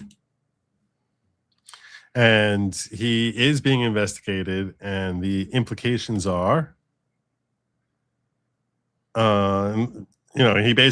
came out, in case you haven't been following the Joe Kent story, just to update you on this. He's former head of counterterrorism who resigned this week, saying that he doesn't like the whole Iran war. Iran was not a threat. And then he went on Tucker Carlson and said, they're not a threat. They're not a threat. They're not a threat. So people are sharing different. And then it was found out that he's under investigation for leaking, and all sorts of people saying he didn't have access to information as far as what's going on because he was kept out of the loop because of these concerns about leaks. So, and I was talking yesterday and speculating as to we don't know anything about these leaks. Well, it came out that it seems as if these leaks might have been related to him leaking information to Tucker Carlson. That's one possibility. There's like several different things. There's another. They're not naming the personality that he supposedly shared classified information off of a server, like took stuff off a server, gave it to another personality. They're not saying who it was. They're not saying it's Tucker Carlson. They're just saying another media personality. So it could be Candace. It could be Megyn Kelly. I don't know. We're going to be speculating about this. If you're looking to just completely butcher this story for me, you can keep talking. Oh no! Or if that's what your objective is. My objective is not to butcher the story. I'm just trying to give everybody context that I don't like Joe Kent. Right. No, I understand that. Well, you'll have plenty of time to weigh in on Joe Kent. I'll give you your time to weigh in. I prefer his brother Clark. I prefer his brother Bilbo Baggins. This is Joe Kent, and to be fair, there's no dispute from anyone who talks about his resume that he is a war hero, and also that his wife, who was in the army, was killed in Syria. So here is Joe Kent. This is from a few months ago, because he's been saying how Iran's not a threat. Do you know what his wife was doing in Syria? No, she was. I mean, she was in the military also. It's CIA. He was with the CIA in Syria too. There was an operation called Timber Sycamore. You know what that was? No. Oh, that was when we overthrew the Libyans in order to get all the weapons from Libya to give to the ISIS people in Syria to overthrow the Assad regime. That led to the whole thing, the 13 hours when Benghazi got overthrown and we lost an ambassador. Mm-hmm. Yeah, that's what they were doing. Oh, okay. Well, anyway, he basically blames everything in the Middle East on Israel. Now. He did 3 months ago, though. Well, this is him a few months ago. They're still registering for the draft, aren't they? Like that's the logical. This is him 3 months ago. Conclusion to the direction that we're heading in right now. And he's going to give some insight. Now, bear in mind, this is a guy who says Iran is not a danger to us. They're not a danger to us. This is him 3 months. That's what he's saying this week. This was him 3 months ago. Unless we make some serious changes. I mean, I've already heard rumors that Fifth Group is going to be sending guys to Iraq because of the escalated situation with Iran now. Yeah. I mean, most Americans aren't aware of it. Our troops in Iraq and Syria have been attacked 150 plus times by Iranian proxies. And when we say Iranian stop right there. 150 times. 150 our times, troops, they're not a threat to us. 150 they're times. not a threat to us. That's what he's saying now. 150 times, but they're not a threat to us. Clear on what that is. That's the Iraqi government that we pay. Because after the Iraqi military, so he basically is saying our guys, that proxies of Iran, have been attacking us, have attacked us 150 times. That's what he said as recently as 3 months ago. But now he's saying, oh, no. They're not anything. They're not a threat to us. They're not a danger. Why are we fighting them? I don't understand what's going on here. What's happening? He went on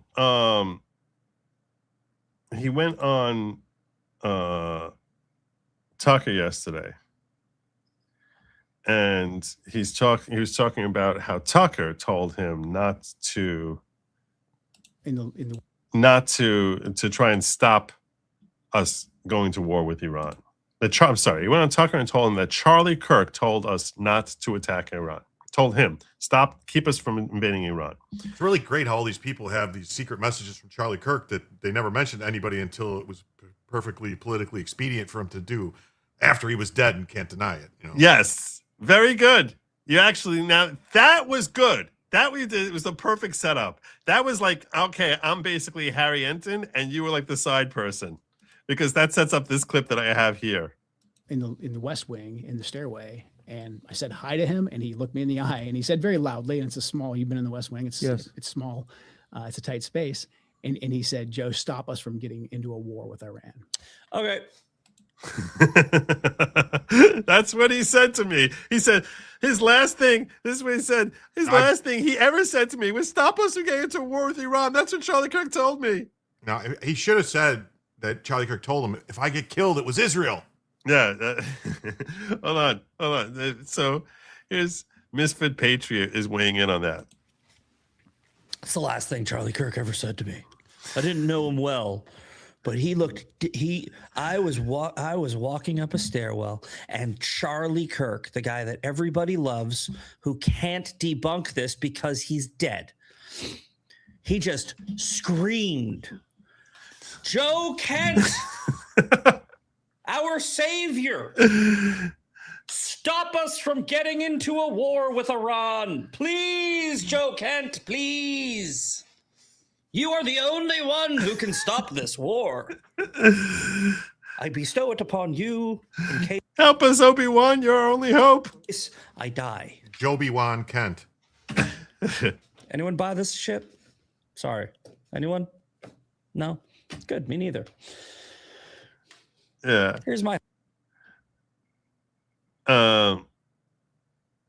So I'll tell you that my response to this when I was hearing this, and so many people were saying that this is, the last thing that Charlie Kirk ever said to me. It reminded me of this. That it reminded me of a scene from The Sopranos where this woman whose husband had been killed, her name was Jojo Palmise, I don't remember. After her husband Mickey was killed, so she went on the news and she goes, "At least I know that the last thing he ever said to me was, 'I love you.'" And what makes it funny is that's what she's telling the news. But we saw what he did when he was killed, when he was running out on a jog. We saw their last exchange. And is that about the broken coffee maker or something, called her a twat or something? And close. This is their actual last exchange. Go take a Midol.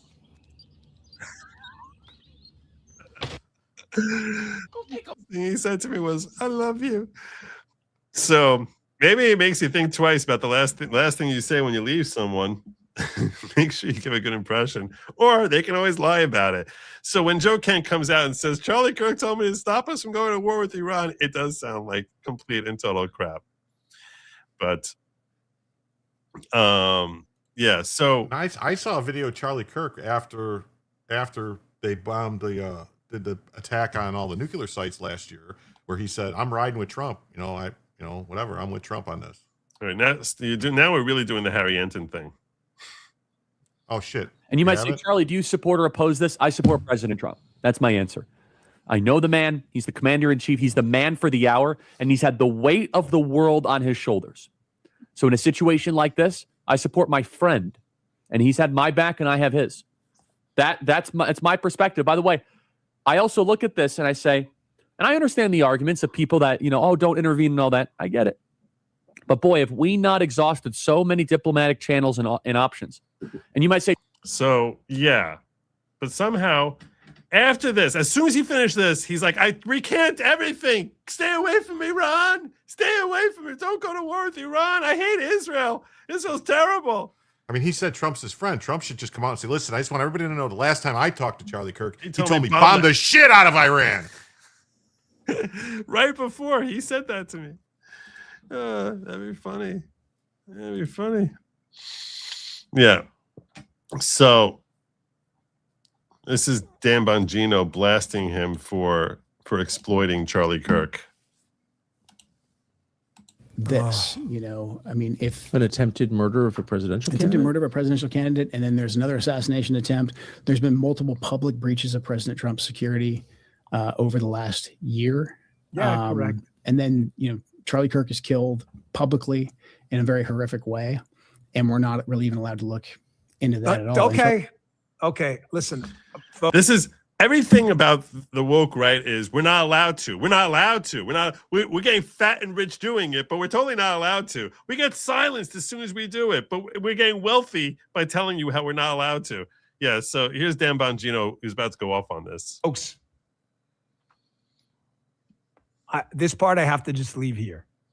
This is some of the most disgusting, unethical, and immoral stuff I have ever seen.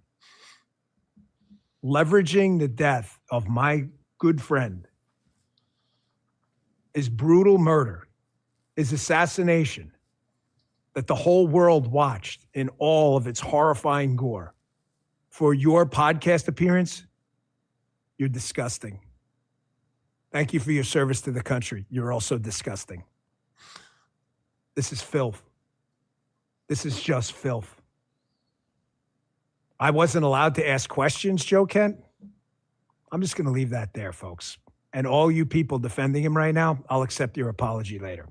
You watch. You weren't allowed to ask questions? You sure about that? Sure you want that on the record, Joe?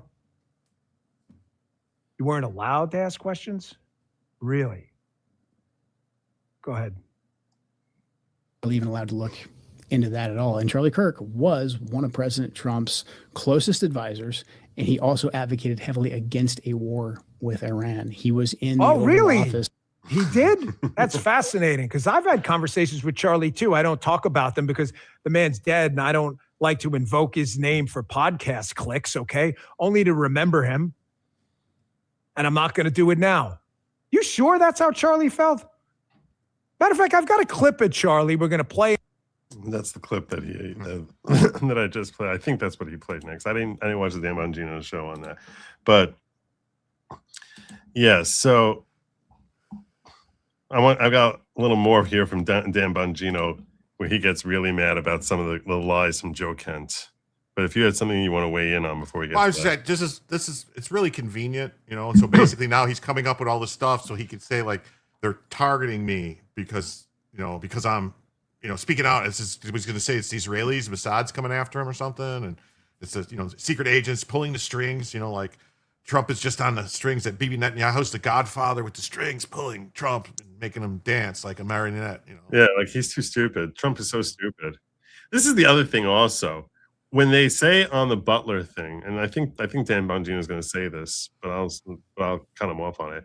When it comes to the whole Butler thing, he does say it. So I don't want to steal his thunder. But they say Iran is behind that. But then they say Iran's not a threat.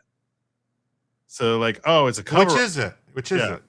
Like personally, the Butler thing to me, I think there's some other shit going on. There's some other dirty figures in our government that were involved in that. That's my personal opinion, and I can have that opinion. Right. You can have that opinion. Dan Bongino is going to try to disabuse you of that notion in a moment. But Mina came in here looking to get us through the goal, and she came in not once, not twice, not 3 times, not 4 times, 5 times until she was able to say, "Goal!" Well done, Mita, with a long E.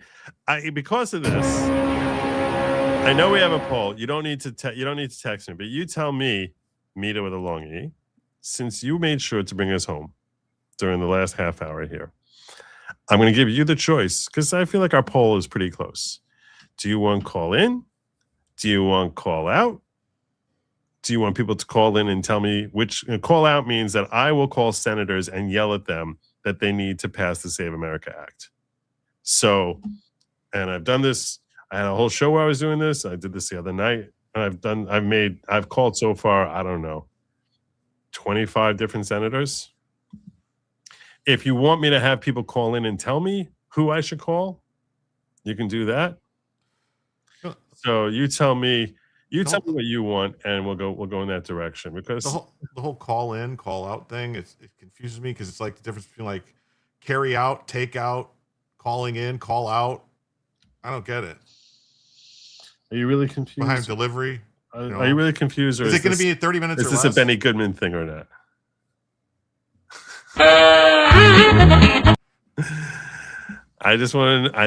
Yeah.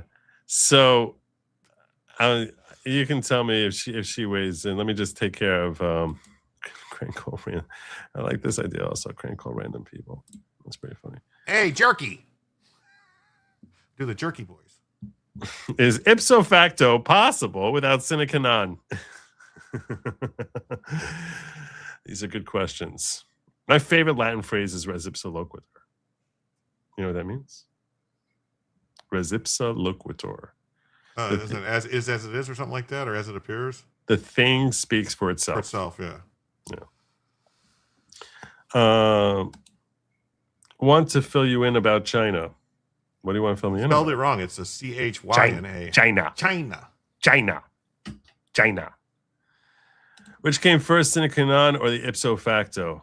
These are all questions that need to be answered. These are all questions that need to be answered. People love flashing their Latin. Everyone loves flashing their Latin. I heard today that Bibi is well liked by Iranians. I watched his press conference. Goldie was her name. She told Goldie Gamari is probably what you're talking about. She told the story and played a song. They praise him. I got to tell you something. In America, I know he's considered the most reviled character ever. Okay, he's very, very widely reviled. I am telling you right now, if you were a citizen of the state of Israel, you would look at him the way Trump fans look at MAGA people look at Trump. That's how you would look at Bibi. Okay, that's how much, because he's actually a leader. You might not always agree with stuff he does. You might disagree with some stuff he does. If you were an Israeli citizen, you would look at him the way MAGA looks at Trump. So I'm not surprised that Iranians basically he was bold enough to basically come in and remove the Ayatollah.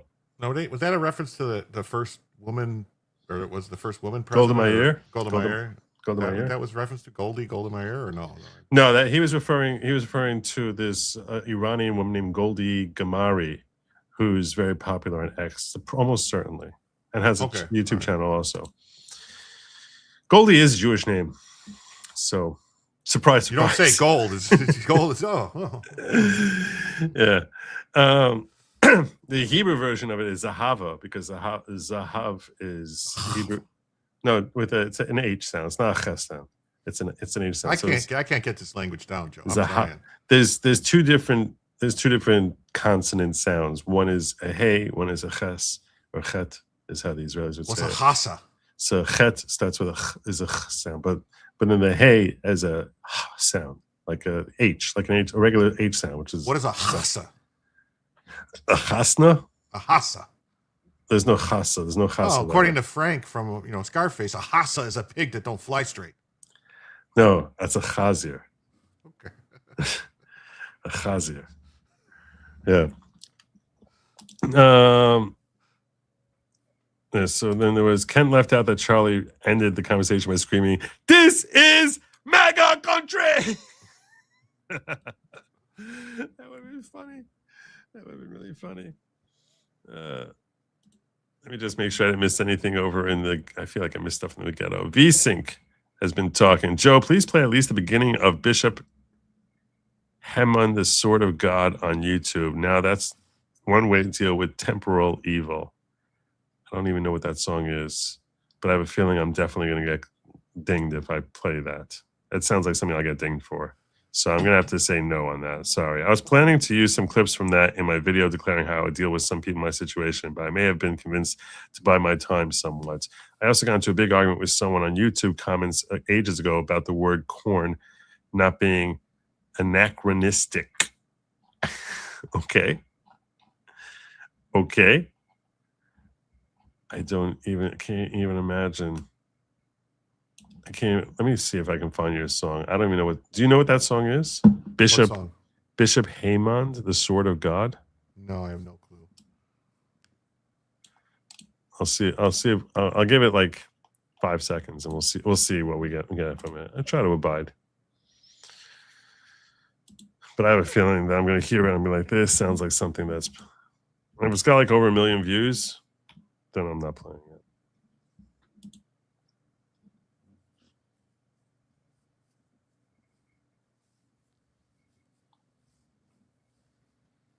Mm, 351,000 views. Ekbat, my martyred king, hear my prayer. What's from Vikings? This is from Vikings. Yeah, it's from Vikings. Yeah, I don't think that I don't see how this. I don't know the actor's name, but the actor that was just saying that was the actor that played King Henry VIII in the Showtime series Tudors. And he also was in the movie with John Travolta, a very underrated action movie I suggest you all watch. Is From Paris with Love, where John Travolta gets to say, Royale with cheese, because he likes to say that. We're saying, Royale with cheese. I know all that from The Voice. I picked it all from 2 seconds of The Voice. Well done. Name that shrew. Wasn't he at the Entebbe raid? He's a badass. I think it was his brother. Bibi? I'm not sure. He may have been. Right? I think his brother died in the raid. Oh, yeah? All right, I think we need to hear from Joe Kent. Let's take care of this real quick, and then I gotta start.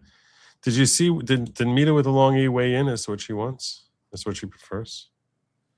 I did not see. I think she. You didn't see her weigh in. Oh, she said call in. Call in. Okay. So there we go. There you go. That's what we're gonna do. That's what we do. Does it count if I call in? You can. This is Dan Bongino breaking down Joe Kent. Tell you all this. Watch. We have gone over Butler He's so many times. This is about. We did Butler's a reference to the first assassination attempt of Trump. a 2-hour interview with Brooke Singman from Fox. I'm gonna the receipts incoming. I promise you. Did Joe Kent miss the interview? We brought her down and sat her in our office with the case agent for 2 hours and went through everything. Everything. You can actually see the article, Joe. We don't know anything about Butler.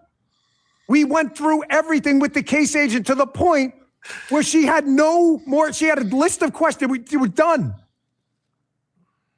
We briefed the president multiple times on Butler, and the president said, and I quote, he's completely satisfied with it. Again, gatekeeper theory. So the president's satisfied with Butler. The guy who was more than interested in Butler than anyone is me, being a Secret Service agent too before. And yes, everybody's lying to the president who's completely satisfied, and he's just too dumb to notice. But Joe knows. Joe knows about Butler. I want you to know something. I offered Joe face to face, and you know it, Joe. Don't bullshit. I feel like he's talking to me right now. People. You know it, Joe. I You offered know it, him Joe. a briefing on He Butler. offered it to you, Did he Joe. show up to FBI headquarters to take it? No way. He did not. That's a fact, bro. You are a liar and a bullshitter. Joe. It's unsettling. I can't believe you didn't go to FBI headquarters. And you know it. You could have had an FBI hat instead of an NYPD I hat. offered you that briefing. He offered it to you.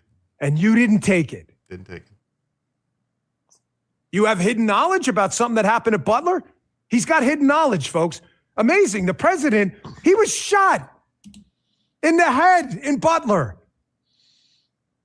He was shot in the head. No one spoke out more about the Secret Service failures than me.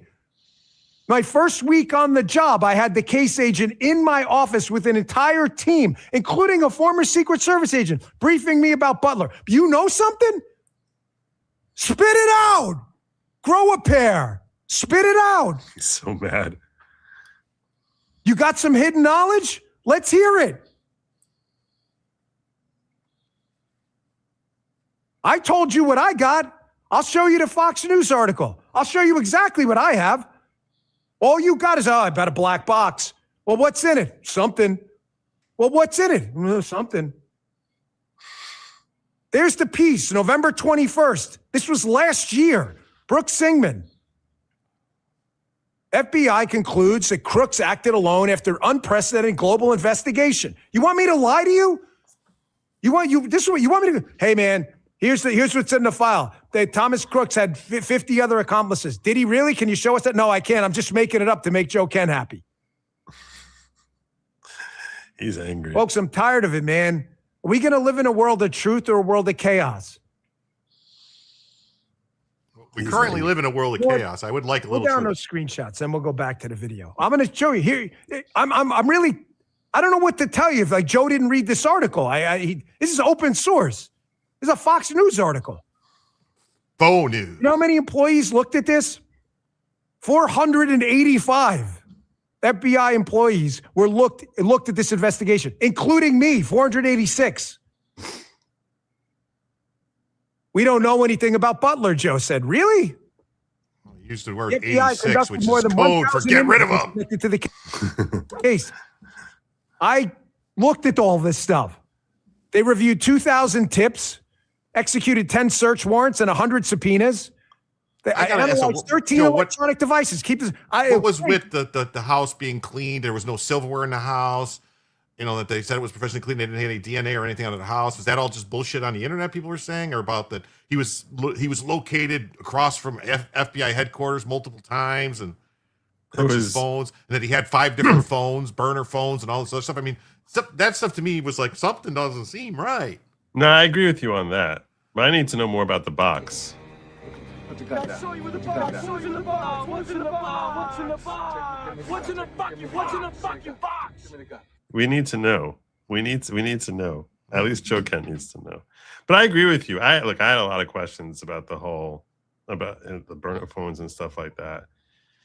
I don't know if he answered those questions, but I've never heard anybody answer any of the questions. I just heard this, like, we looked, everything's fine. He acted alone. Everything's good. We investigated it. To me, that's not an explanation. And you're not alone in that. And that's why this speculation is going to continue to run rampant. He says that and the fact that how they talked about Epstein and no one believes on Epstein, then you come out with Thomas Crooks and you're saying this, it's like, well, you kind of damaged your own credibility. I thought the Iranians were part of that.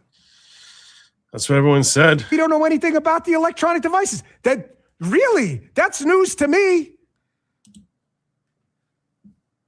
Not only electronic devices associated with him, but his family members too. I thought Joe said maybe Joe would have known this.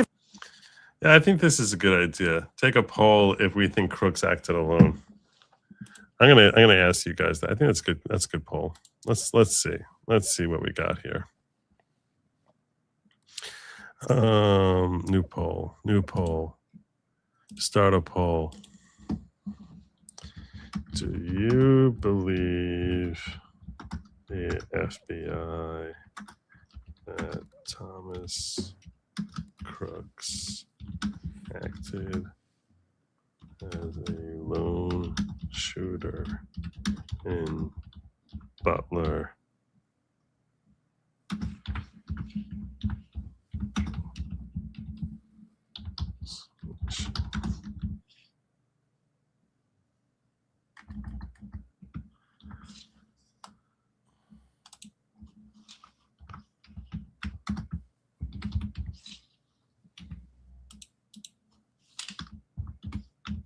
I'll say right now, I don't believe he acted alone.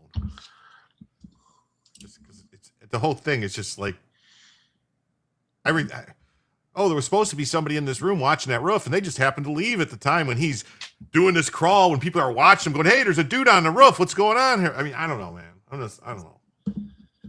Yeah. I don't know. Yeah. Just like, I don't think the guy that killed Charlie Kirk was working alone. I think the text messages between him and his furry tranny boyfriend, that was staged to kind of cover him. The way that they talked to me didn't seem like a real conversation. It seemed like it was staged to cover his butt. Are you talking about Tyler Robinson now? Yeah, I don't think he acted alone. I think he was involved in some kind of socialist John Brown gun club, the Antifa people, That doesn't mean it's government. No, I'm not saying government. I'm saying I'm not saying Crooks was working with the government. I'm saying somebody helped him. Right. Read the article or shown up for the briefing that he turned down. You see the grift though? Oh, we don't know nothing. I know something. Black box. I got it. Watch my podcast. The FBI examined 35 accounts linked to Crooks. I thought we didn't analyze any. I thought they told me that. I thought they said that, including social media, bank, and other online accounts. But we don't know nothing. We don't know nothing about nothing. Amazing, by the way, keep this up. The same people out there, clan of people who are telling you out there that Iran's no threat can constantly tell you, or imply at least, that Iran was behind this kid, produce no evidence. They tell you they know something, and then they go, but Iran's no threat. You just implied Iran tried to shoot Trump through this kid. Which story is it, mother? Which story is it? Mother. Get your story straight. We don't have any evidence of that. That's a better question. That's a better question. I understand he feels like he's attacked about the whole Secret Service thing and that his credibility has been shattered and he's frustrated with that. But that to me is that's a strong logic question. Like, pick a lane. It's like Iran's a threat and that's why they went after Trump, or they're not, and that's why we need to go after them, or they're not a threat. In which case, why are you bringing him up in the Butler context? Yes, Iran wants to kill Trump. Yes, this kid is a lunatic. It happens all the time, sadly. John Hinckley, Arthur Bremer, people don't bring up. Do not bring John Hinckley up. John Hinckley clearly was trying to kill Reagan for the Bush family. His brother had dinner with one of the Bush's sons the night before the assassination attempt.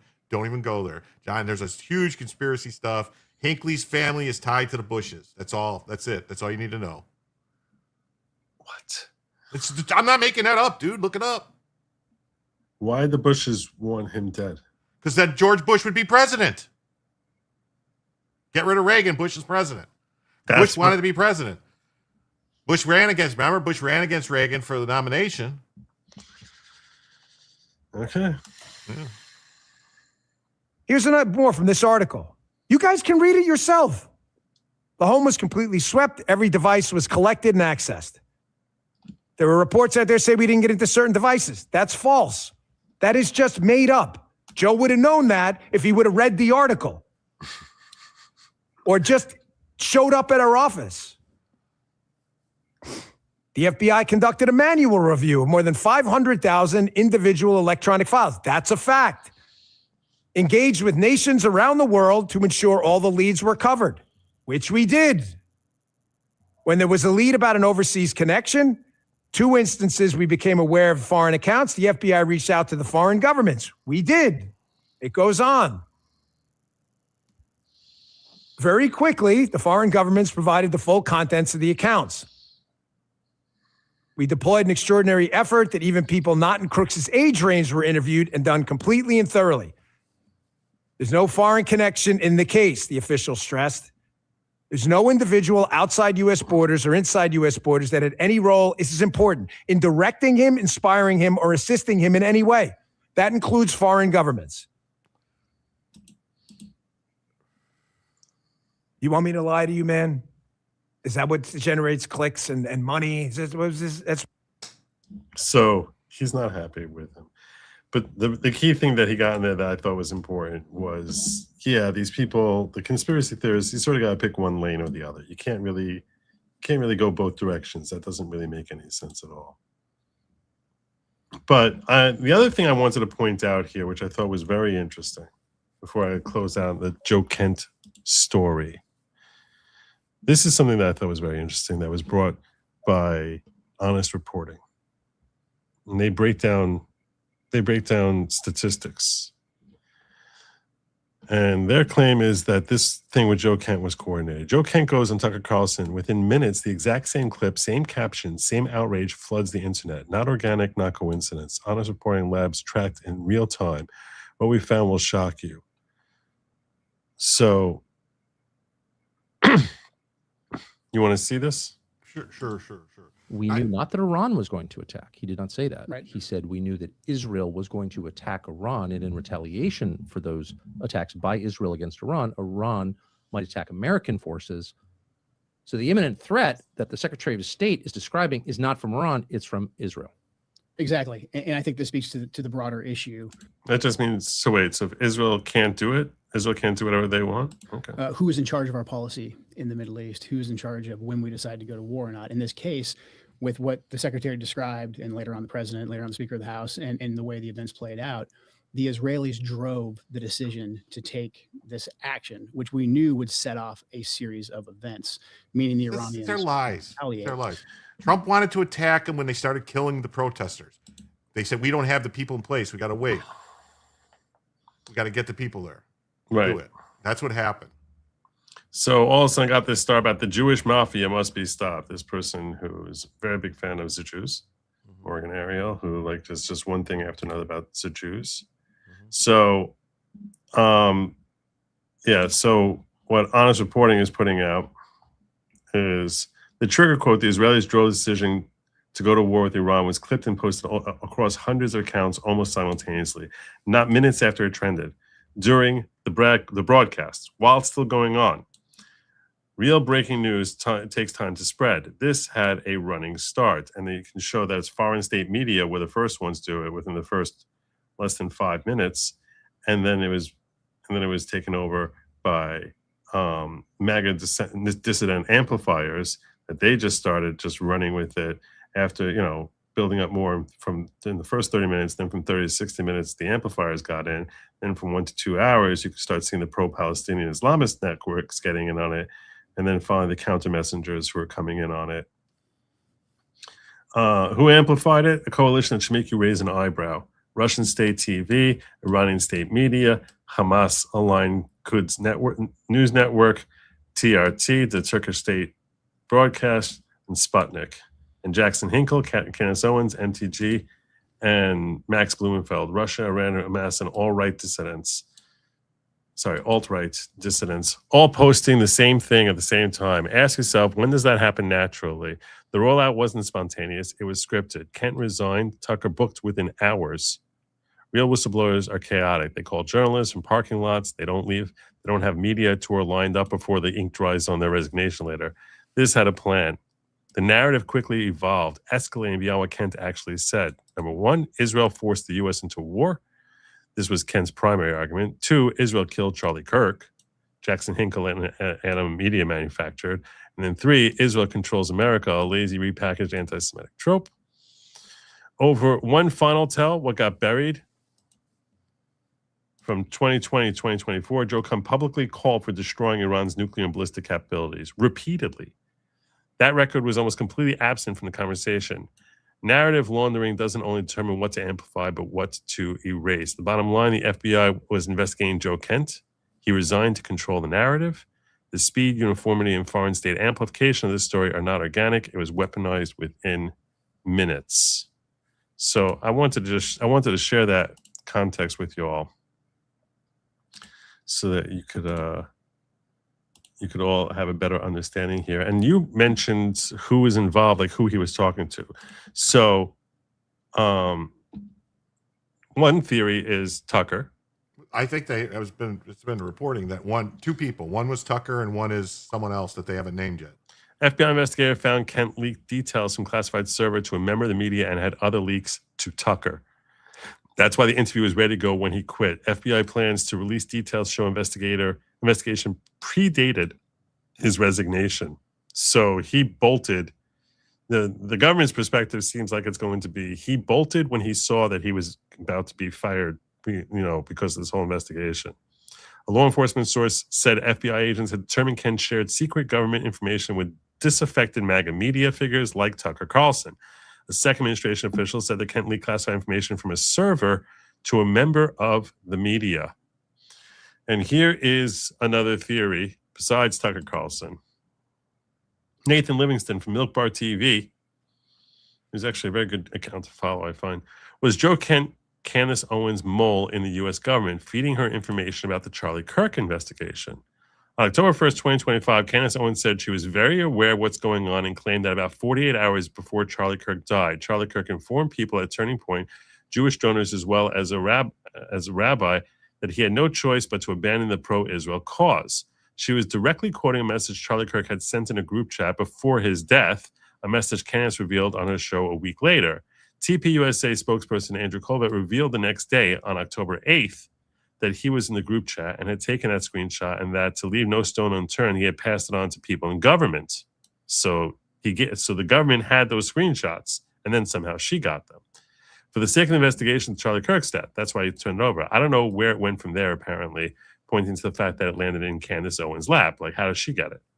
The New York Times reported on October 28th that Joe Kent, while still serving as director of the United States National Counterterrorism Center, had examined FBI files in the last several weeks to investigate whether the man charged with assassinating Kirk had support from someone else, a foreign power or other entity, according to multiple people with knowledge of the matter, which, according to the Times article, alarmed Kash Patel, that the director of the FBI, Ms. Patel, and other senior officials believed that Mr. Kent was overstepping, treading on FBI responsibilities, because if it's international, that would be investigation, that would be their area, and potentially interfere with the investigation and the prosecution of the suspect, Tyler Robinson.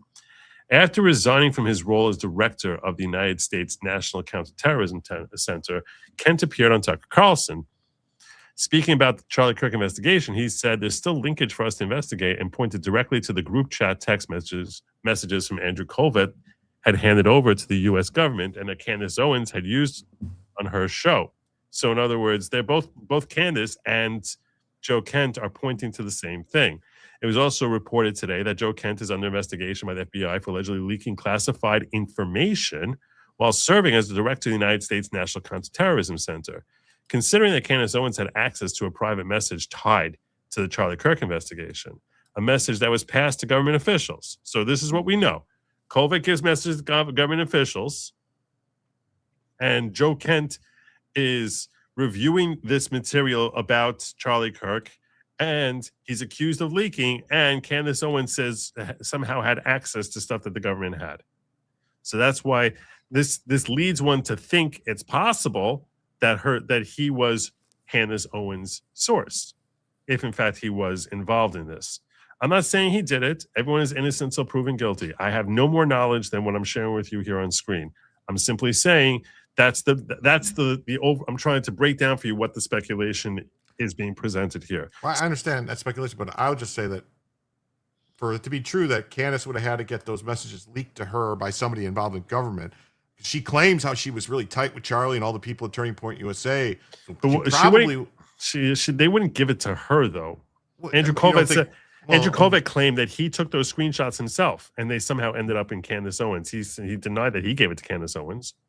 Well, He said he gave it maybe to the somebody government. else involved in the chat group that was still tight, maybe tight. I'm just saying, if Candace is to be believed that she was so tight with Charlie and knows all these people at Turning Point, even though she's done everything in her power to try to destroy Turning Point USA since Charlie's been murdered, No, but I think that the certain chats that are blue would be Colvett's, so it had to have come from his thing. You know what I'm saying? Okay. So yeah, I think that's, we know it was Colvett's. So it wasn't someone else in there who shared it with her. And that joke, that's my recollection. And that joke was at the time. So this is what we know. Colvett takes screenshots, which show that he's, frustrated with Israel, gives them to the government. And one of the people in the government who's looking at it is Joe Kent. Joe Kent is under investigation for sharing classified information with disaffected people. Candace Owens is a disaffected person who has these screenshots. So that's why people, again, I'm laying out what he's theorizing here, and I thought this was a very interesting theory.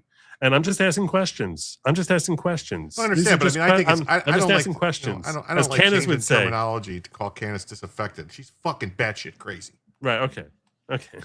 Fair enough. The overlap is enough to raise a legitimate question about whether he could have been Candace Owens' source. I reached out to Joe Kent for comment, but he did not respond. So this is the clip that he's sharing here to show how they're saying things that are very similar to each other. We've been told that this individual, Robinson, is a lone gunman, and maybe he is. But the investigation that I was a part of, the National Counterterrorism Center was a part of, we were stopped from continuing to investigate. There's still linkage for us to.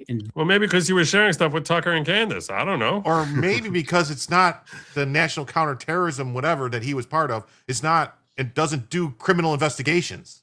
There's They're that too. intelligence. This was a crime that was being investigated. So the actual, for prosecutions of cases, you have to be investigated by actual fucking law enforcement people, not just some asshole that. Never mind. No. This one I was good with. Keep going. Investigate. Because I'm very aware of what's going on. Okay. About 48 hours before Charlie Kirk died, Charlie informed people at Turning Point, as well as Jewish donors and a rabbi, that he had no choice but to abandon the pro-Israel cause outright. Okay. Charlie was done. He said it explicitly that he refused to be bullied. This is as true as her Egyptian plane hoax. Anymore by the Jewish donors. We know the pressure because of the text messages that have been made public, that Charlie was under a lot of pressure from a lot of pro-Israel donors. He knew, and others knew, that Charlie was done with Israel bullying him, and I am now going to present you proof of what I am saying. This is an actual group chat, which happened 2 days before Charlie Kirk was assassinated. That was a screen grab that I had shared with people. So it is authentic. But I did share it with some people in government. We wanted no stone unturned. We wanted to leave nothing unturned. So I shared it with a few people. Don't know where it went from there, apparently. Sources are saying that Joe Kent, the former director of the United States National Counterterror Center, this is from Semaphore, he just resigned. He's now under FBI investigation for allegedly leaking classified information. And the investigation predates his departure. That was a text grab that I had shared with some people in government. We know the pressure because of the text messages. Now going to present you proof. This is an actual group chat. It gives me great pleasure to announce that Joe Kent, I'm going to be interviewing him this Thursday at the Catholics for Catholics event in DC. So there you go. What do you think? You think he's her source? Either he's her source or he gave it to Tucker and Tucker passed it to her, because who knows? Maybe Tucker is his handler at the CIA. That's true. Tucker's dad is CIA and all that stuff, Operation Mockingbird. And I think Tucker's the same thing. And you remember the Putin interview when Putin said something to Tucker about him applying to the CIA? Did he really get turned down, or was he actually in the CIA and just was what's known as a knock, a non-official cover?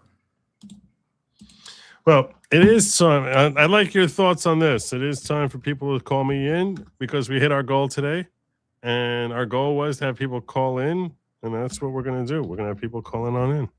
So if you're interested in calling, the number is 972-454-0703. That's 972-454-0703. You'll see in a banner that I'm about to have scrolling across the bottom, which is also a reminder for you to please make sure you hit the like and subscribe buttons if you have not yet done so. If you have done so, please do not hit those buttons because that would not be good. So, yeah, the number again is 972-454-0703. And if you have anything on your mind you want to talk about, feel free to call on in here and do your thing. Share with me. Do you want to know how many calls I made to Washington, by the way? 47. I'm going to count. Oh, that's a good number. I like that. 1, 2, 3, 4, 5, 6, 7. I can't share my screen. I would like to just point out one minor problem with Joe Kent's whole thing. If he's accusing the Israeli government of being involved in Charlie Kirk's thing, because this whole thing about Israelis and it's the money and Israel, Jewish lobby, blah, blah, blah, that wouldn't be the counterterrorism people looking into it. That would be espionage. That would be like a foreign actor. That would be the FBI. So he wouldn't be involved in it anyway. Yeah, he had nothing to do with it. Nothing to do with it. Nothing. Who the fuck are you?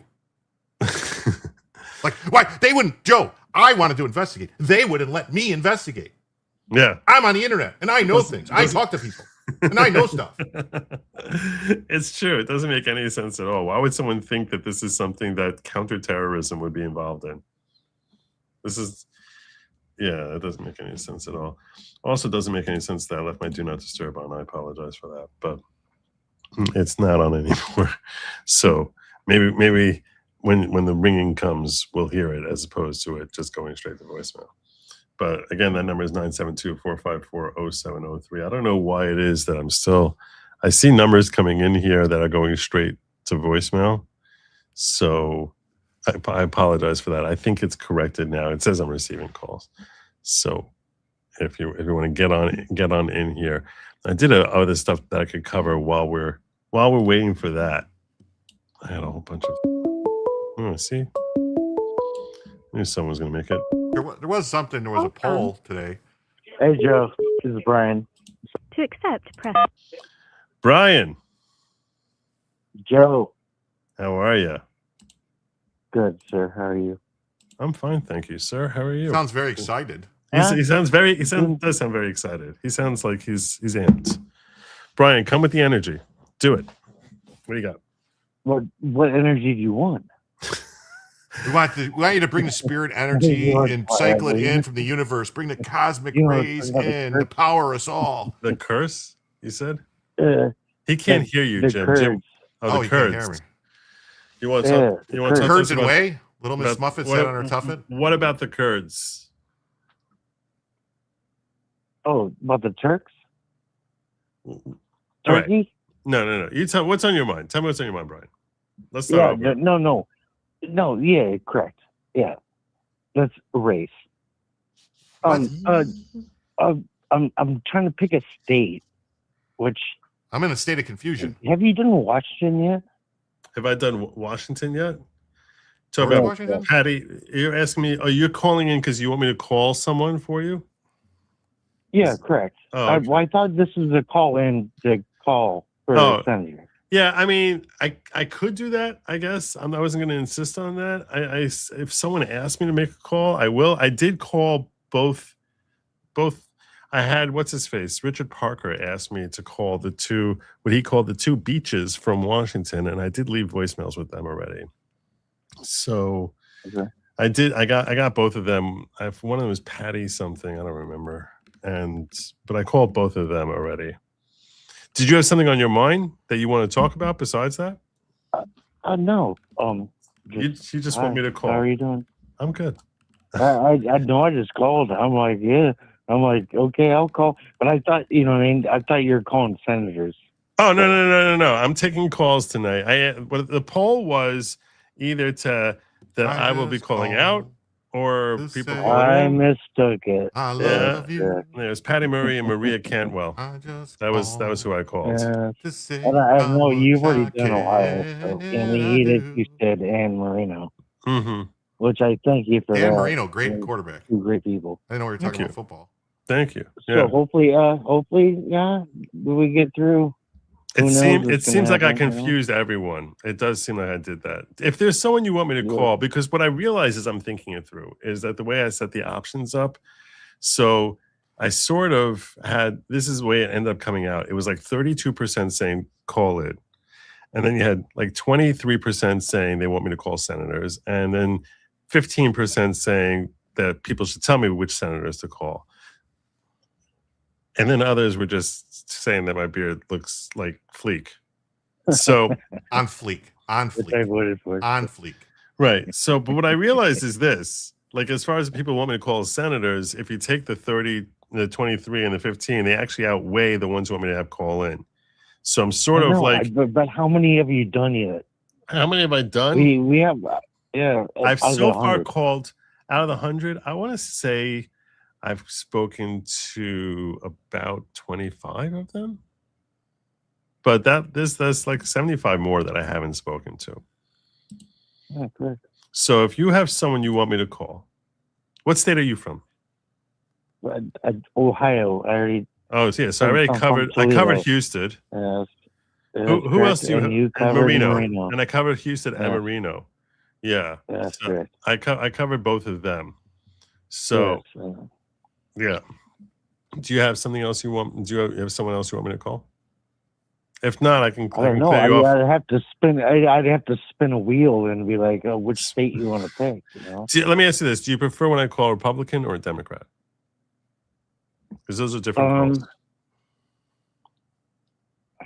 Man, I don't know the answer to that question because you'd have to pick a Democrat that's gonna probably swing. You know what I'm saying? Right. That's not easy. I don't know many senators that would do that, but yeah. All right. I don't know the answer to that question. Well, I know Kirsten. What was her name? One But from you Cinema. have She used to pick be a swinger. somebody, yes. You want me to pick someone? Yeah. All right. Yeah. All right. Well, we had the majority whip John Barrasso from Wyoming. Oh. What do you think? Well, his name does rhyme with asshole, so that would be a great call. That's fine. All right. I think calling the whip leader, although he's probably because most people don't know what a whip leader is. A whip leader is someone who's popular. Someone who's That's correct. It's not the majority whip. Yeah. Well, so, they're the ones that are supposed to whip the votes. That's where they get the term from. They're supposed to whip the votes. they're basically supposed to go around from one senator to another talking them into it when you're going to use someone who's a diplomat, you know? Yeah, it's like a fluffer, like you would say. That's another way. That's another term. Yes, that's true. Okay. So maybe calling the whip leaders is a way to go. Like if I can, what? Sorry. Yeah. So maybe that's a way to go. Like that's not bad. I think calling the whip leaders is actually a smart call. I've had this request before for me to call Tom Tillis.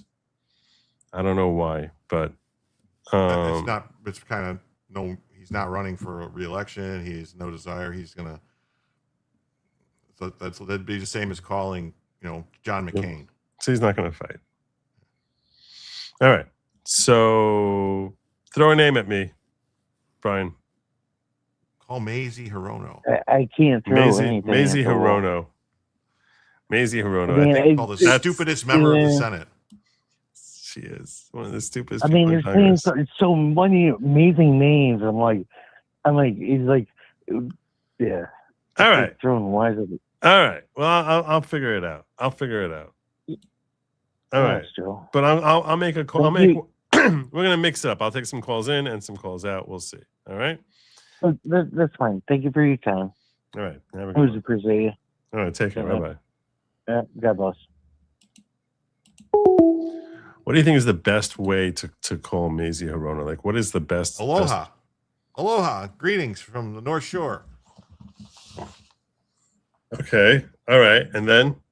I'm calling about the Aloha spirit, and we want to know why you're not supporting. The Aloha spirit was very particular about you had to be a citizen of the Kingdom of Hawaii to have any participation. Okay, I like this. I'm gonna ask Grok to frame an argument. I'll use what I recommend they frame. Grok, I need you to frame an argument based on the Aloha spirit as to why we should support the Save America Act. The Aloha spirit isn't just a postcard slogan. It's a living code. Kindness, respect, harmony, and treating every person like family. If we apply that to the Save America Act, it's pretty clear why support makes sense. This bill isn't about walls or politics. It's about protecting the quiet, everyday people who keep Hawaii whole. Farmers, fishers, teachers, kupuna. When corporations or outsiders big buy up kupuna. land, jack up rents, or push out locals, we lose that sense of ohana. The act stops that bleed, caps foreign ownership, keeps housing affordable, gives families a shot at staying put. Aloha means welcoming strangers, sure, but it also means defending your own when they're drowning. Letting America get hollowed out by greed, that's not Pono. Supporting the act is just being Hawaiian about it. We don't turn away from someone hurting, we step in. Same way we'd help a neighbor whose roof's leaking. So yeah, vote for it. Not because it's loud or flashy, but because it's right. Like putting a lei on a friend who's down. That's the spirit. I always like putting a lay on some friends. Yeah, I think you can do better than that. Let's try a second time. Do it like really sell it on the Aloha spirit. All right, let me try again. Straight from the heart, no fluff. Picture this. You're walking down a quiet Maui road at sunset. The air smells like plumeria and salt. A kid waves at you, not because he knows you, but because that's just how it works here. Someone smiles. A stranger hands you a mango from their yard. But what does this have to do That's with the aloha. Save America? What does that have to do with the Save America Act? When you're talking about people who are underprivileged, you have to sort of tie it stronger into the whole Aloha spirit thing. Okay, let me tighten it up. No fluff, just the thread. The Aloha spirit isn't charity. It's reciprocity. You give, you get. You protect, you're protected. It's why, when a storm hits, every neighbor shows up with tarps and rice. Not because they're saints, but because tomorrow it might be your turn. The Save America Act, same deal. It's not about handouts. It's about making sure the land, our land, stays in hands that actually care. Not hedge funds, not foreign billionaires. How does it do not that? anyone who sees hope. It's about voter ID and securing the vote. How is it making sure that land stays in our hands? That's Because the billionaires are the ones that want to bring in all the the people that want to Hold on. rip us off. Let me check Cheap what this labor. bill actually says. Oh, jeez. Hold on. Let me check what this bill actually does. Whoa. Okay. I see where the mix-up is. The Save America Act, it's straight up about voting. Proof of citizenship to register, photo ID at the polls. No land stuff. Nothing on foreign buyers, no Hawaii clauses. That's a different fight. Like those state bills trying to block outsiders from scooping up farms or homes here. So if we're tying it to Aloha spirit, honestly, it's a stretch. Aloha's Shut up, about Grok. harmony, protecting ohana, your family, your neighbors, your roots. What is ohana? The act keeps ohana means family, but not just blood. It's everyone who belongs. Your parents, your kids, your neighbors, even the auntie down the street who watches your dog when you're gone. In Hawaiian, it's no one gets left behind. Like, if someone's hurting, whether they're related or not, you step up. That's Ohana. It's why you see folks sharing food after a storm, or why kids call every older person uncle or auntie. It's bigger than a house. I just thought there was a lot of inbreeding in Once Hawaii. That's you're why in they it, were all uncles you and aunties. stay. Island and all that business. Yeah, this is the struggle is real here on talking to the Save America Act. But okay. All right. Ask him what it has to do with Benihana. That's not helpful. That's not helpful. All right, let's call Maisie Hirono. Just read the thing that he put out there. Just read it about The first thing? Not the first thing. The second, where we started talking about how it's because the Aloha Spirit, Hawaii had like all these weird things. Like It's reciprocity. It's reciprocity. It's part of, if you're not Hawaiian, you didn't have any rights in Hawaii. Strange. That's a bunch of bull. You couldn't just come to Hawaii and take over unless you had an army and like we did. I don't really understand how any of that has to do with the Save Act, but Because the Aloha Spirit's all about the Aloha people. none of this makes any sense. I know, but you know what? She'll buy it. She doesn't make sense either. She doesn't She'll be make like, sense "Wait, either. what? Yeah, Aloha let's Spirit? What?" Yeah, that's true. That's true. All right, we'll all right, I can work with this. All right, let's do it. Here we go. Maisie Hirono.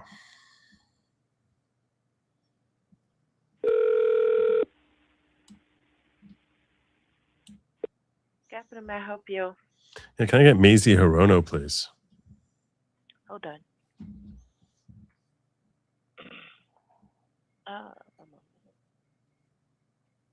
She's drunk right now. Not a joke. Aloha, you have reached the Washington, D.C. office of U.S. Senator Maisie K. Hirono from Hawaii. We are currently unavailable, but if you would like to leave a message for the senator or for a member of our staff, feel free to do so at the tone. Please leave your name and contact information so we can get back to you. Mahalo and thank you for calling. Aloha, Senator. I'm calling because I'm troubled, and I think that only you can help me. The Aloha Spirit isn't charity; it's reciprocity. You give, you get, you protect, you're protected. It's why when a storm hits, every neighbor shows up with tarps and rice, not because they're saints, but because tomorrow might be your turn. The Save America Act, same deal. It's not about handouts. It's about making sure the land, our land, stays in hands that actually care, not hedge funds or foreign billionaires, not everyone who sees Hawaii as a line item. When they buy up acres, jack prices, turn family farms into Airbnbs, where's the reciprocity? That's not the Aloha Spirit. We need to pass the Save America Act. We need you to stand up in the Aloha Spirit and say, yes, pass the Save America Act. Please, I'm urging you. Because you turn it down, where's the Aloha? That's not sharing, that's taking. And the Spirit says, no, we don't let our own get erased. We don't let the next generation inherit debt instead of dirt. Instead, we make sure that only we're going to protect our own, that they can come out and vote. Please pass the Save America Act. You have Please. reached the maximum length for a recording. To send this message, press pound or hang up. To I play can see it, her playing your that in message the has Senate, been that sent. recording. I If got you would this like ball. to try an extension, you may do so now. All right. So I think that was good. I'll take more calls now. We were talking her language there. I feel like we were talking her language. I feel like we were getting through to her. Like she's hearing that and she's like, "Oh, that's true. I never really thought about that." So, okay, call him a bunch of times. But you could have said like, I'm calling from the North Shore and want to keep the howlies out. Thad the man. Thad the man. Well, Joe, I think there's something I have to really inform you about.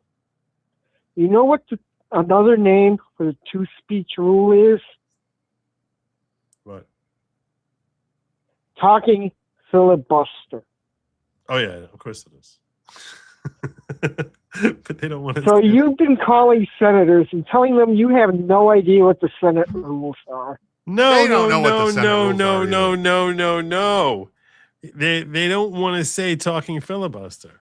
That's why I was like, if we say the talking to speech rule, yeah, that's it. You're right. Nice try at a rescue. What? I said nice try at a rescue.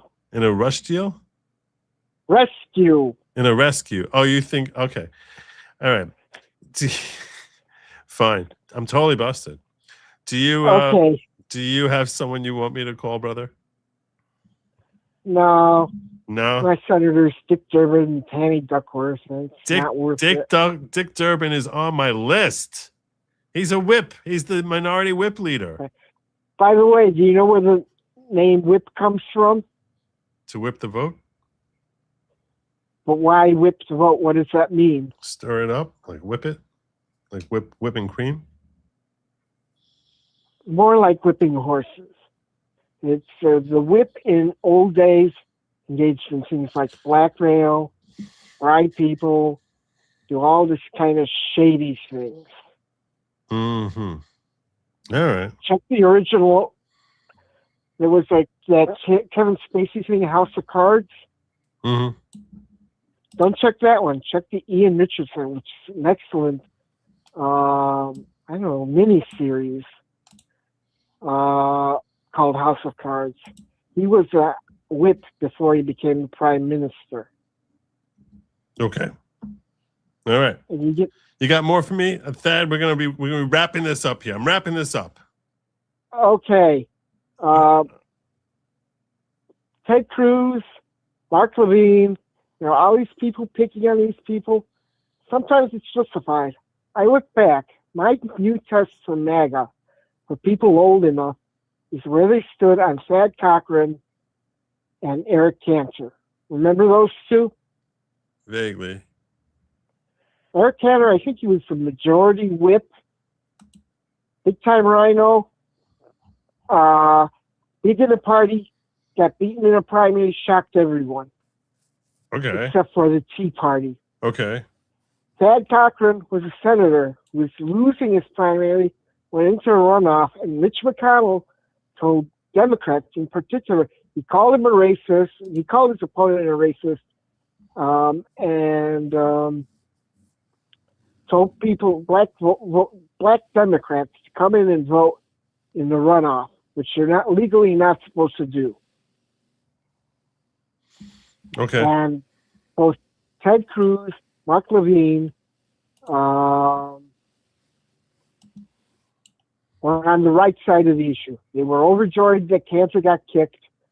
They were upset that McConnell told black Democrats to come in and vote in the runoff. All right, Thad, we gotta move along here. Okay. So what do you? So you don't have anyone you want me to call? No. Oh, and you should go on Viva's show. The what they have show? Barnes going around saying Ortho Jews do not believe in the state of Israel. What? You have Robert Barnes going on his show saying Ortho Jews do not believe in the state of Israel. Someone needs to get Viva to see that guy spouts a lot of bullshit. He's not entirely wrong on that. I checked on Google. It said like 95% of orthos Okay. support Okay. Israel. I want to explain to you all. I've done this once before, but it's been a minute since I did it. So I'm explaining to you the Orthodox Jewish position on the state of Israel. Okay. Yeah. Orthodox Jewry has primacy in Torah. Okay, and Torah as interpreted and divined by rabbinic authority going back literally thousands of years. Okay, we got Torah 3,338 years ago. Okay, and that was the Torah that Moses got, and it's been interpreted and understood when accepted by rabbinic decrees as to how its philosophies are supposed to be understood, because a lot of it is not. Some of it that you wouldn't think necessarily should be taken literally is.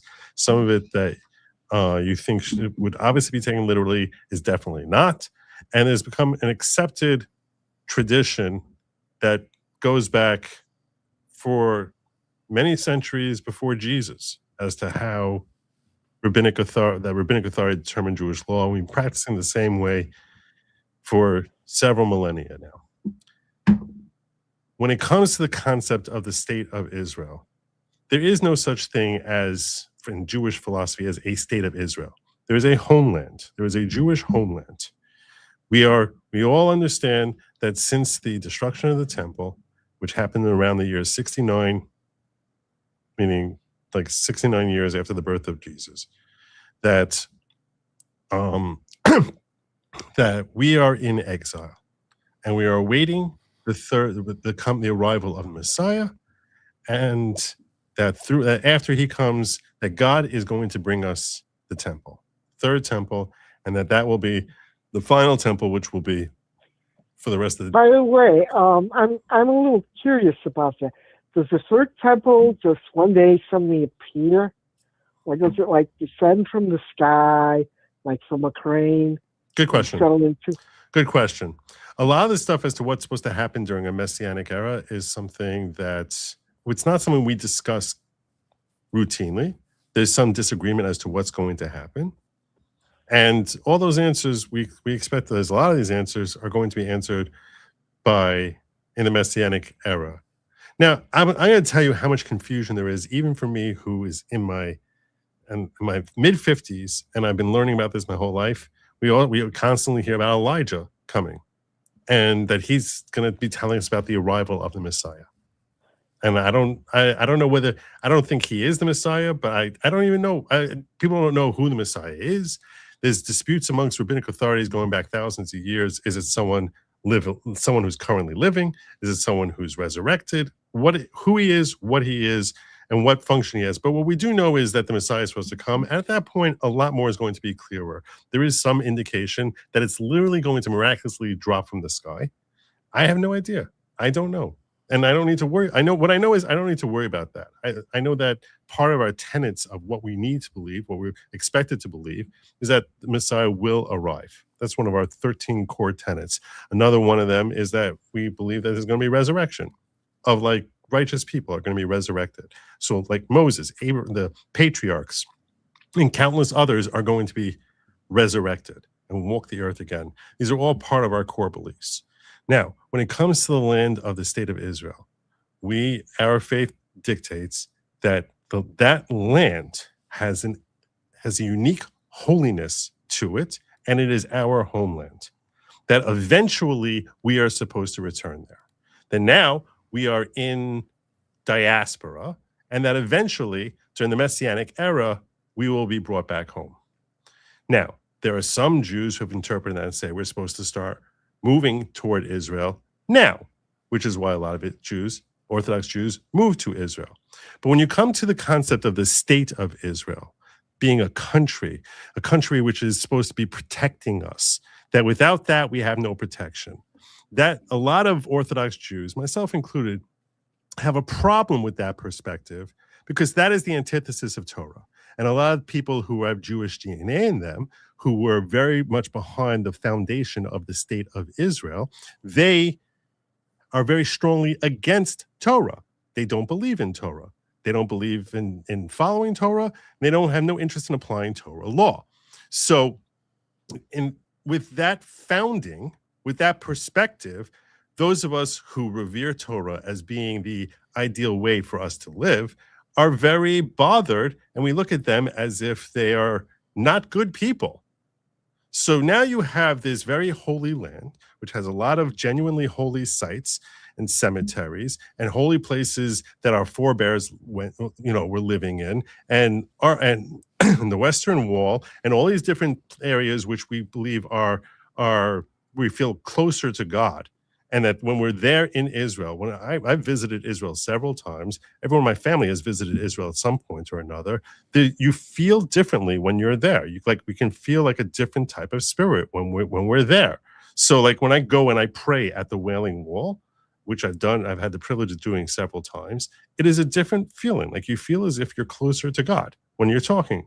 When I'm talking to God in my prayers, which I do 3 times a day, I feel closer to God when I'm actually standing at the Western Wall. So it is a unique privilege that we have that for 1,800 years, no Jews or very few Jews had any access to it, that all of a sudden, starting with the white paper and the influx of people in 1917, leading into the creation of the state in 1948, you have a flood of Jews who can now experience something that for thousands of years, Jews were craving the opportunity to do that. Moses is historically recorded as being completely distraught with the fact that God directed that he cannot enter that land. So for us to be able to go and visit there is a very special thing, and it's a very important thing to us. But when you look at the government and of the state of Israel, a lot of us look at them as if, like, look, you rejected Torah, and your ideals and beliefs are not our ideals and beliefs.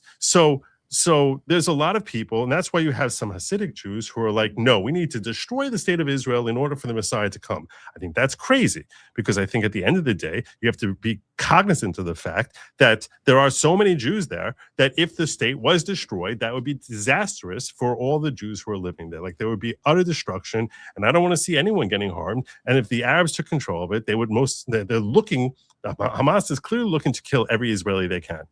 So they would be disastrous. We all have cousins who are living there, family, friends, people who we know, who we're actually close to, who are living there, who would literally their lives would be imperiled if in fact something like that happened. So we're sort of stuck in this dichotomy where it's like we feel uncomfortable with the state of Israel, but we appreciate the land itself and the people who are living there. So now you're sort of in this in-between place where it's like you really feel very uncomfortable, the same way if you had someone moved in next door to you who was, let's say was a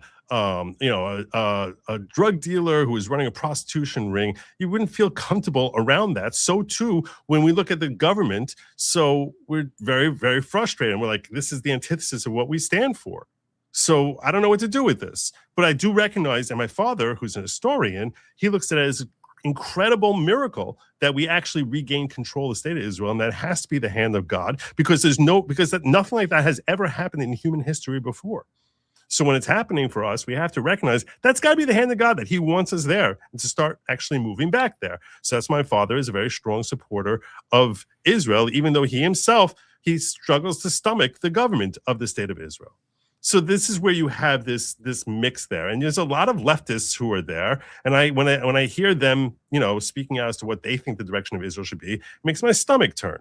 When they're promoting things that are the exact antithesis of Torah, like gay pride, it makes my stomach turn, because it's almost like they're purposefully trying to spit in the eye of Torah. So that's why Barnes is not completely incorrect when he says a lot of religious Jews are against the state of Israel. But that doesn't mean we're in favor of disbanding the state of Israel. There's some religious Jews, Hasidic Jews, who want it destroyed altogether. Most religious Jews are not like that, even though we don't really like the government. That's the best. That's the clearest explanation I can give. You have any questions? I can walk you through that. No, I quite understand. I think it's because it's what Barnes says, which gives the impression that all Jews would just rather Israel didn't exist at all. No, that's not true. That's definitely not true at all. If that's what he's conveying, he's either mistaken or inaccurate. I don't know. So I think because of the complexity, he is not a sophisticated person. Literally every cultural allusion he makes, he didn't know the difference between Nietzsche and Kierkegaard this week, and attributed a Nietzsche quote to Kierkegaard, but you would never do if you knew the two philosophers.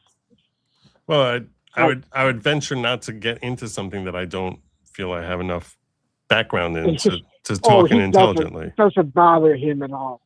Right. Well, anyway, I do consider him a friend. I do consider him a friend. He's always been very kind to me. He's a good person. And I'm certainly not going to bash someone who I consider a friend. But I'm getting another call coming in now, so let me grab that, okay, Thad? Okay. Did you ever think about doing like you should go on his show and talk about it, or a Viva show. All right. Well, I'll look into it. Joe, did you ever Take think care about of doing like a thing, like a Rumble only thing where you could watch a movie about the Torah? Call from Kimmy Hunt. Kimmy Hunt. You can watch movies on Rumble. Hi, Joe. Hi, Jim. Hey, how you doing? I don't know if she can hear me. How are you? She can't hear you. No. Thank God I'm good. 1 second, Kimmy.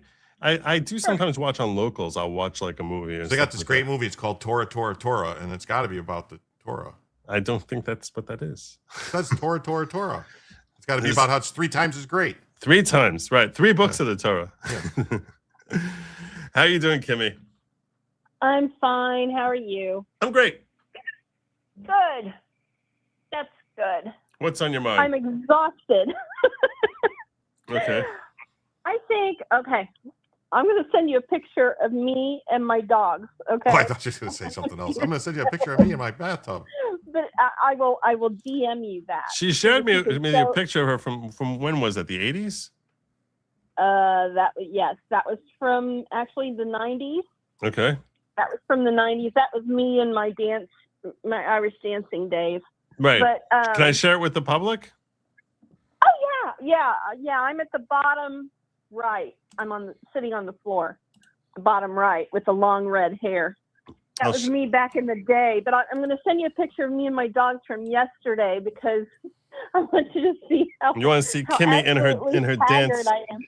And back when Michael When I was skinny. Michael Flatley was like all the rage. Yes, exactly. And I was winning medals That's her over here. in competition. That's Kimmy. That's our Kimmy. She wouldn't happen to be Irish, would she? Back when I was winning competition. You do have you look very Irish in this. Well, I was. Oh, I am, but Not anymore. No more potatoes. that was me. Yep. Anyway, I'm tired. This puppy is running me ragged, but it's a good thing because she's keeping me very active. Nice. And I'm going to send you this picture when I get off of here, if you can look for it. But I think you should call John Barrasso, and I'm going to tell you why. Okay. He is the GOP whip, Yep. and he is John Thune's right-hand man. And I think you need to put a little bug in his ear that, Yeah. I don't know if maybe he has a desire for power or not. Mm-hmm. John Barrasso, I don't know. I don't know if you want to put like a Probably does. Probably does. little wedge between them, like maybe a little, or spark a little competition. A maybe, little. I like it. I like it. I don't know what angle you want to go at, or hey, if you want to be the best wingman in the world, you're going to do this for your buddy John, and just whatever. Right. I don't know what angle you want to take it in, but I'm going to DM you this picture, and I'm going to get off of here. If you can look for it in a minute. I'm going to send it when I get off, because I do everything from my iPhone, and I'm talking to you from my iPhone. So, and I watch you from my iPhone. So All right.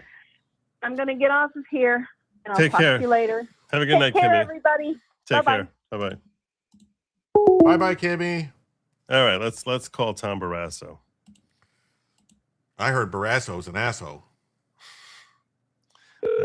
You're not the first to come up with that.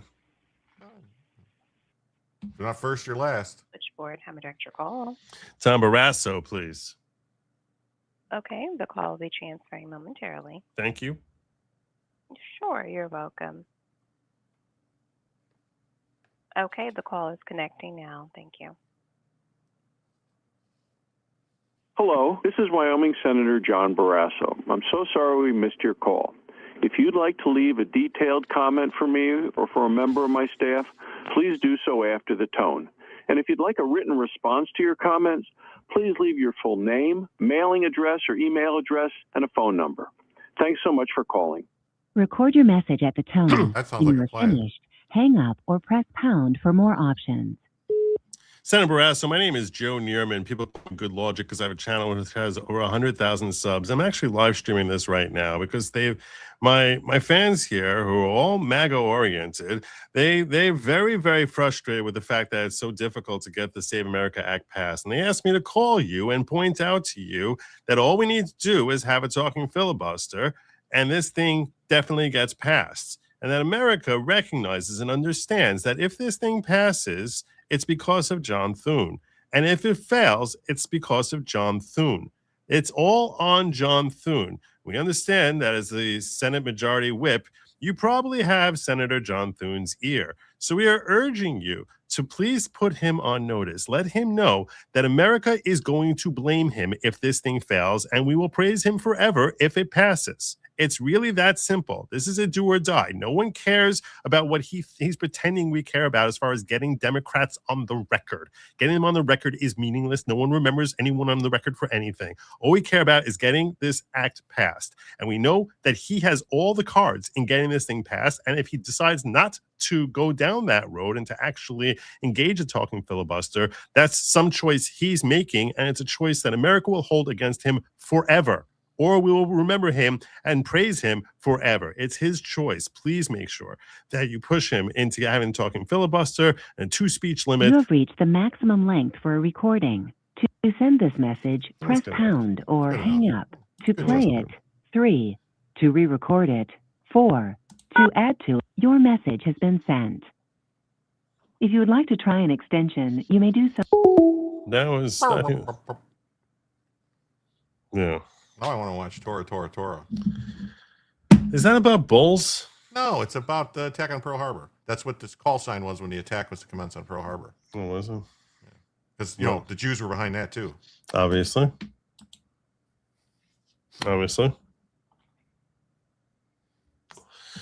What have we not been in control of? Israel was pulling the strings to have Japan attack America, so that way that Israel could control America. Clearly. We're very, very shrewd people. Very, very shrewd people. I had other stuff that I never really got to that I was thinking of getting to while I would be waiting for calls in case we end up waiting for calls. Did you see the poll that they're trying to put out talking about how, you know, they try to put out saying that how, you know, Trump's losing support, nobody supports the war, blah, blah, blah. Oh, hold on. This is one of my favorite people, Karen Mannings. Oh, really? Of course. Karen Mannings, in case you're unaware, in case all of you are unaware, Karen Mannings is from Germany. Yes. So Yes, I am. There's ways to make it talk. And I told you what hometown I come from, right? I think I forgot that. Which one is your hometown? Nuremberg. Nuremberg. Jim guessed it. Did you see the movie? Oh, I saw that movie. Yes, of course I did. And there's nothing in there I don't already know. Okay. All right. Yeah, that's my history. I know my history better than anyone else. Yeah. All right. What's on your mind, Karen? All right. So I called 8 senators yesterday, right? Nice. So I called South Carolina, North Carolina, Georgia, and Virginia. Okay. And then on my list came up Bernie Sanders. And I was like, no, I can't. Like, it's not going to happen. Like, I can't stand him.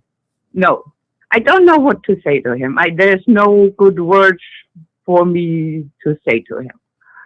So if you could tackle Bernie Sanders. You want me to tackle Bernie Sanders? I can talk to Bernie Sanders. I understand how Bernie Sanders works. Yeah. Yeah, he's an old decrepit man. So, you know. Yeah. And I mean, you know, I don't even know why I called because I can't even vote. I have a green card. So the FBI is probably come to my door and they're going to arrest me. Nah, come on. You send them Yeah, they will. I'll straighten it out for you. Okay. If I have a legal problem, I will call you. That's the way to go. Okay. All right, Karen. Okay. Thank you very much for the call. I appreciate you. God bless you. Have a good night, my friend. Good night. Senator Bernie Sanders. Yeah. Okay, let's see how we do this. Let's see. Let me get the right framing here. All right. All right. I think we're good.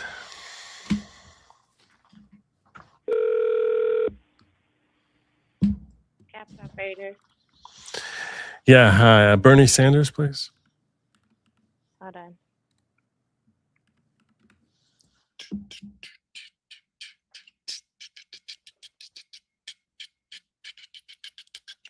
I hope we get his voice. The millionaires and the billionaires are behind the oligarchy. The millionaires. The millionaires and the billionaires.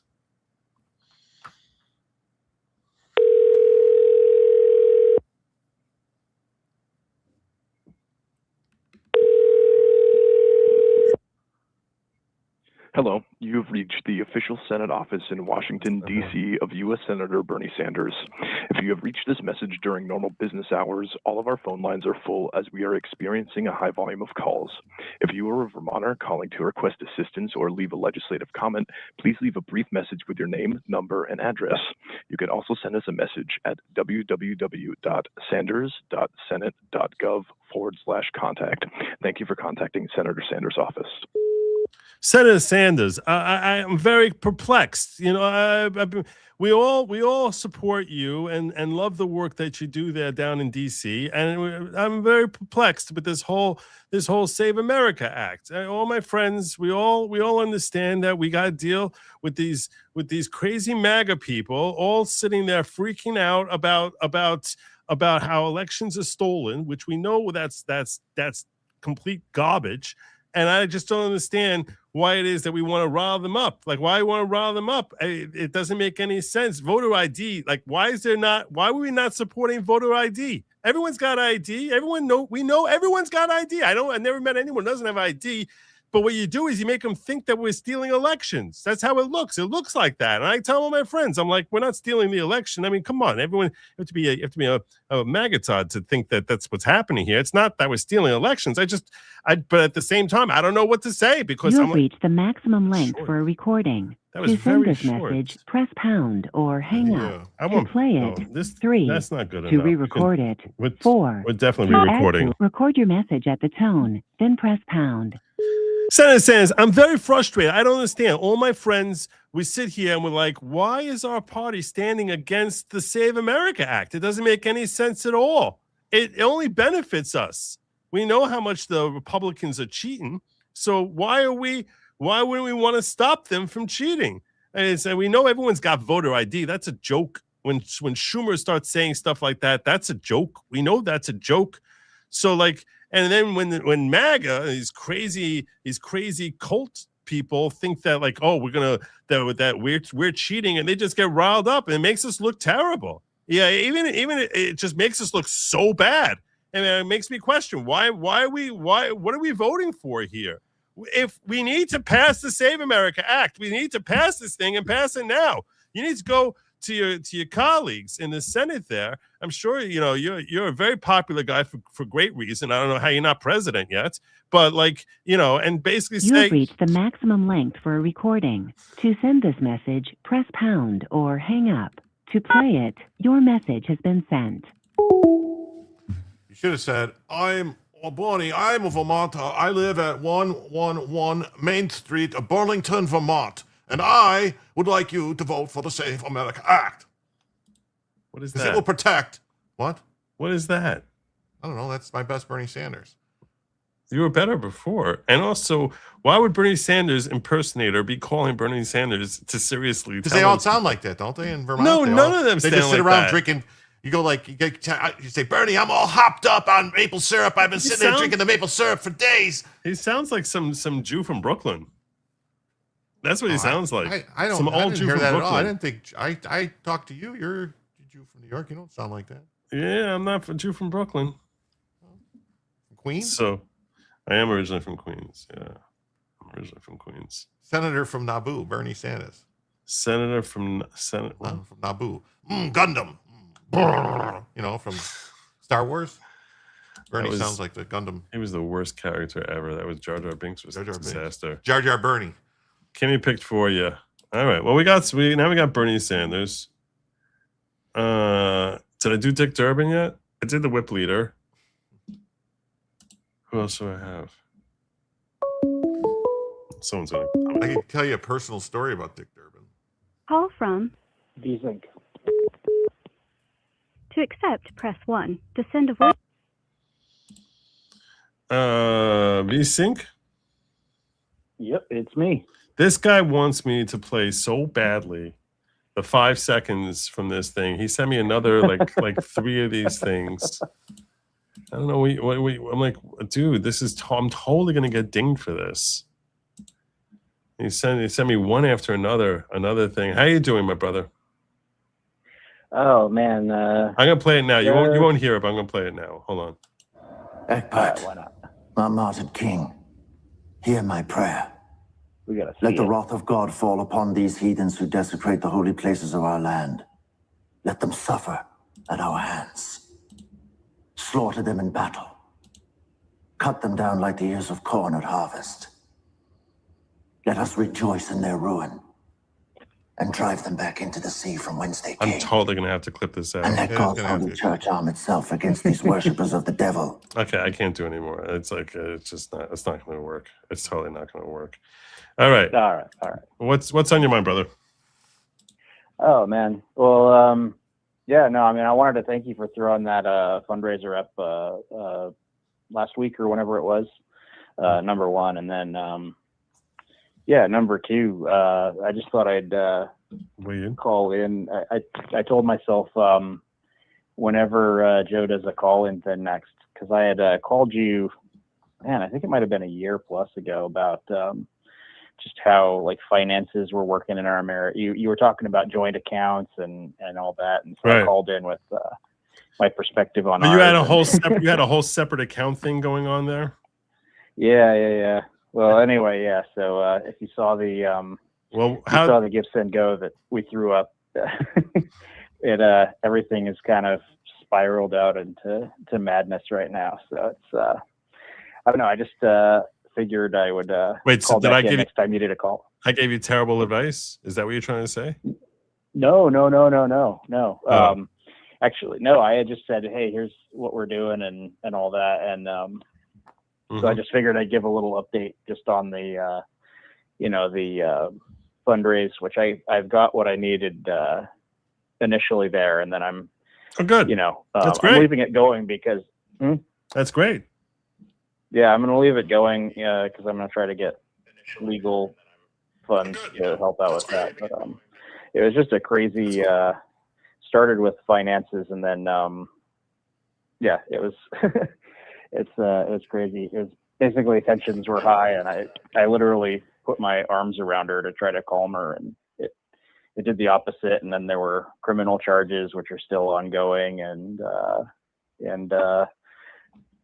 got thrown out, and it's a whole mess. So you're leaving many of our audience very confused as to what you're describing here. By the way, it's like it sounds very cryptic to them. Do you want to give a better explanation as to what you're describing, or yeah, no, I mean, it was just it was a discussion about finances, ironically enough, and I'd actually pulled some things together for us because we've been like 3 years of just real financial struggles and everything. Mm-hmm. And actually that day I'd really kind of like made some things happen and got some things lined up. And but my wife came home and was just already stressed about something, and we started talking about it, and then all of a sudden she freaked out and went to run out. And I had reasons for, I mean, number one, I didn't know why she was kind of freaking out. And then number two, I had reasons to be concerned for the safety of not myself, but others besides myself. And I'll just leave it at that. And so I put my arms around her. I was trying to hold her to have her be calm and make sure she was okay before going somewhere. And it kind of had the opposite effect, I guess. And a night in jail later, and she had gotten me booted from the house, and so I'm out on my own and all that. So that's kind of the backstory behind everything that is going on. And I'm just sorry. I'm sorry you're dealing with all that. It sucks. It's a mess, and so I'm just making headway on my own. My hope is to finish putting things back together for us somehow, and then if there's any way to get it. Well, from what I recall, you're a relatively young man, right? Yeah, I'm 43 now, I guess. Yeah, please. So, yeah, there's lots of time to straighten that ship. Look Yeah, at look at just, me. it's just, I didn't find this gig that I'm doing now until I was in my 50s. So yeah. Well, yeah, no, I mean, the work thing is, the funny thing is my whole thing was always, hey, I need a month, 1 to 3 months of just peace, and I'll just get everything lined up. And then I'm getting some time to myself. I don't know if it's been peaceful, but, no. Anyway, yeah. So I guess I don't know how much of a real update that is on the other thing.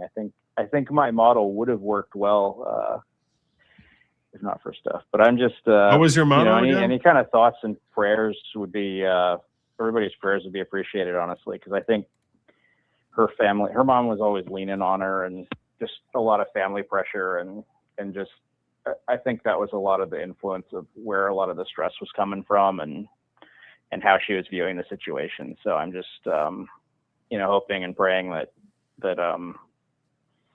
if that's her feelings, that's one thing, and I can deal with that. But if when I did see her in court, she didn't seem happy. So, I don't know. But well, look, I hope you find anyway. inner peace. That's where it needs to start. You need to find inner peace first. Before you can be a rock for others, you need to have inner peace with yourself. And I'm actually fairly peaceful right now. I've got a little bit of a mission, I guess, now. So that's something. But anyway, yeah. So anyway, I think my financial engineering would have been great had not other things intervened. But I just felt I owed an update, and appreciate like that. I said, I wanted to say thank you for My throwing pleasure. that up. And my pleasure. I'm enjoying the call outs. The other day, I'll be completely honest, I was a little bit bored. Tonight's is more entertaining with the Grok stuff. Like when you get into it with The Grok, lowest it cracks me spirit. up. So, when I start writing with Grok, that was a good you one. suck. Yeah, I like that. When I tell Grok, Oh, you suck. I might have to clip that for a montage of why not to blindly trust AI, because it's like, oh wait, let me check the actual law. That was priceless. You suck. It's basically like the smartest retard ever. That's what AI is. It's like the smartest retard you've ever met. It's like Cheers, right? The guy who the Cliff Clavin, mailman or whoever, yeah, who was always saying stuff, and sometimes it was right and sometimes it was wrong. That's but he what it always is. Yes, sounded it's Cliff confident. Clavin. Yeah, it's exactly that. The It ancient just knows how to Greeks. say things that sound good. Yeah, it's true. The lazy boy was actually invented in ancient Greece. yeah. It's like what? That's great. Yeah, no, that's what anyway, man. Heracles would just kick his feet up. That's all right. Well, anyway, I appreciate the update, my brother. I don't really have anyone you think I should be calling?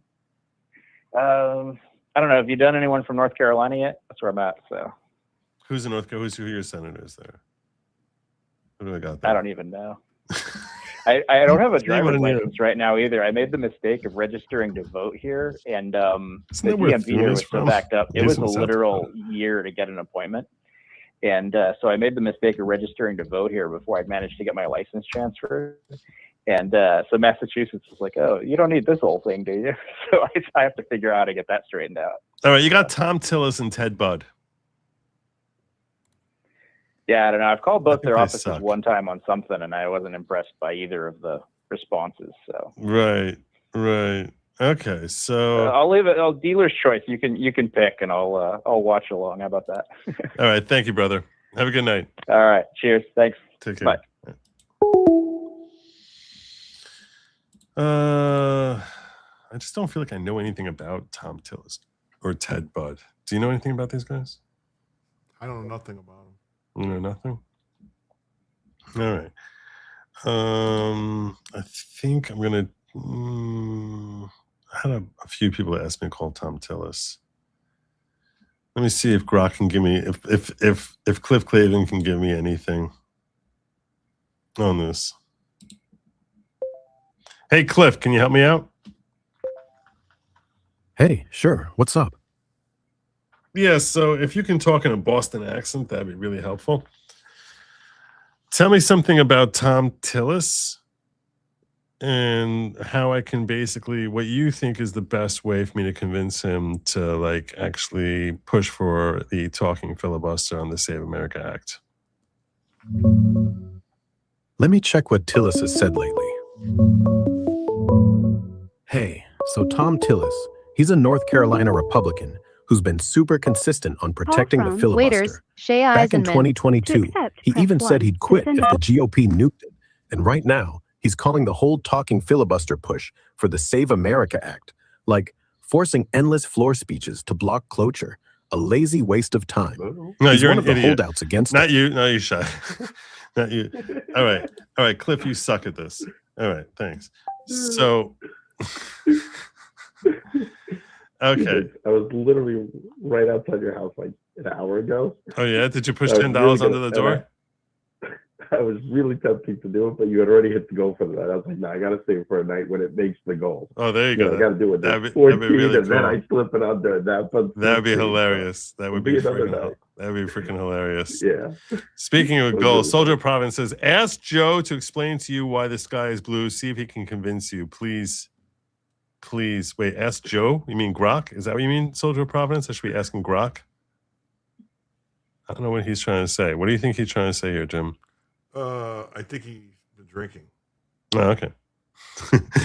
All right. That's what the beer So glasses Shy, are, you know. This is Shy on the phone. Shy, what do you got? What do you got for me tonight? What's in your mind? Not much. Is that Shia LaBeouf? One of the senators. Yes. I think it. Tell me, he's awesome in Transformers. It makes, especially when they're not your senator. I've been working for the last 3 months, to get a bill passed in New Jersey, and actually today finally we got it passed out of committee, so it looks like it'll be law in about 2 weeks. What's And what's the bill? Senate Bill 292. Are you am I on speaker? Because it's like I feel like an echo here. It's hard to hear you. No, you're on my Bluetooth. I'll change it off my Bluetooth in a second. Okay. Ask him why Jersey that's City much needs better. $150 million. Yeah, you're on my Bluetooth. I took you off Bluetooth. So basically, it's a bill that would eliminate practice. It would eliminate what? Practice restrictions for nurse practitioners in New Jersey. It would give us autonomous practice, which is important to me as a nurse practitioner to get that passed. I've been working with several groups and whatever. Thankfully, today we got it out of committee, but I was speaking to Assemblyman Scher, Gary Scher, and he was like, listen, you can call whoever you want, but unless you're in their district, they're just going to not listen. Like, they don't care. They only care about who's in their district. So I would assume it's a similar thing in the Senate. You can call whoever you want, but unless you're a constituent of them, it really has minimal, even if you're a constituent, I don't know how much weight it carries. Right. I don't know. I think even if we all called Cory Booker, I don't think he's voting for the SAVE Act, no matter how many New Jerseyans call him. Right. But especially if you're calling from out of state, they're just going to say like, yeah, we don't care. You can Right. call us Well, all that's day. why. Right. Okay. So that's why one of my tactic with Republicans has become to actually use my real name and my podcast and try and use that clout to try. I'm saying speaking on behalf of 100,000 people when I'm like telling him what he needs, like in that sense, try and get past that hurdle. Cause I'm not going to lie to them. So like this way, when it comes to the Democrats, I feel like it's probably more just a joke than anything else, but I always play it off as if I'm a Democrat and I never give my name. And I don't know, it's not like I'm going to convince them anything anyway, but yeah, that's pretty much. But so anybody who is listening tonight or is watching the recording, call your senators, because that does carry some weight, especially if they're up for re-election. That definitely plays a part into it, and yeah, November's a long way off. Yeah, but primaries coming up. Yeah, primaries are definitely coming up, but definitely, Cory Booker, I think he's being primaried by some loser here in Jersey. I don't think he's worried about losing the primary. I really don't think he's worried about the general election either, but if the Republicans put up a half-decent candidate, they can make him sweat. Yeah, I don't think we're going to take it from him. He's gotten too popular. Even though he sounds like a tranny every time he gets upset. He starts yelling like a woman. I don't think we would take it from him, but I think we can make him sweat. Yeah. The only way to make him sweat is if you could find T-Bone. Unless the economy's doing bad, and then it doesn't matter. So, true. It all depends on October, November. True. All right. So I got one more senator left to call. Tell me who I should call. Give me your name, Shy. Collins. Susan Collins? Susan Collins, yeah. I already called her, and I actually gave her I gave her a compliment, and I said, Because I'm like, the best I'm going to get from her is a yes vote. I'm not getting anything more than that. I'm not going to get her to do the whole filibuster thing. Did you call Mark Kelly yet? So let's go with that. Yeah. Did you call Sluttykins? So let's do that. Hold on one second. No, not yet. Hold and accept a call. Hold on. Call from. David. All right, hold on one second, though. To accept, press 1. To send a voicemail, press 2. Oh, that didn't work. I don't know how to switch back. All right. So, are you there? Yeah, I'm here. All right. I'm still trying to figure out Google Voice. All right. So tell me. Have you done Hawley yet? Have I done who yet? Hawley, Josh Hawley. I don't remember doing Josh Hawley. Did I do? I'm gonna ask my audience. Do you remember me calling Josh Hawley? I remember calling Kennedy. I don't remember calling Hawley. I don't remember. I can do Hawley. I can do Hawley. Let's do that one. All right. And the last thing before I go, yeah, you should definitely have me back on the show. I should definitely do a show. Obviously. Yeah.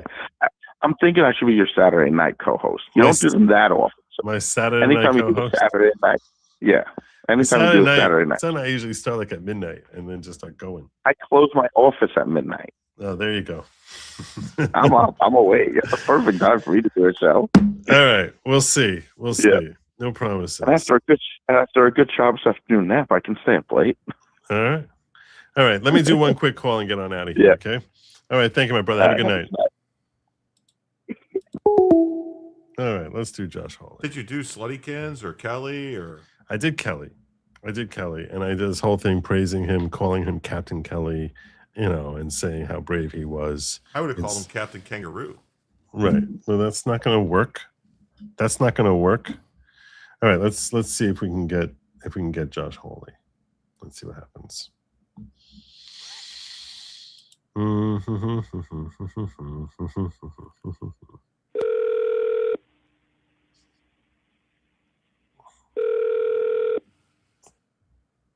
Capital Switchboard operator, have a direct your call. And can I get Senator Josh Hawley, please? Sure. 1 moment to transfer the call. Thank you. Sure, you're welcome. Thank you for calling Senator Josh Hawley's office. If you are hearing this message, we are experiencing a high volume of calls and staff members are currently on the line with other constituents. Nope. Your That's call not is true. important to Senator Hawley, and we encourage you to stay on the line while we connect you to the next available staff member. If you are a constituent and need help with a federal program or process, you may also request assistance online by visiting hawley.senate. Yeah, I did this already. I remember that I was excited I was going to get to talk to someone from Hawley's office, and then so I already did Josh Hawley. So we got to go somewhere else. Give me someone else. I have a strong recollection of this. What about Klobuchar? Did you Klobuchar? You could talk to her about eating. I salad can't with stand cones? her voice. I'm afraid I'm going to hear her voice. I can't stand her voice. I too have an affinity for eating salads with combs. What? You didn't hear that about her? I don't remember. She has a salad comb. She eats salads with a comb. Okay, let's just do Tom Tillis. Tom Tillis. Tom Tillis. Did you do Ladybug Lindsay? I did not do Lindsay. And Wait, listen, maybe li- did I do li- Lindsay? Listen, Lindsay. I really need to keep a list. We really need make to a get you list. to vote for this bill, Lindsay. It's going to help all the boys out. We know the boys really want it to happen. Ugh, gosh, everything about him is so unsettling. I really don't like him. Let's just do Tom Tillis. I know I haven't done him yet, and a few people have asked me.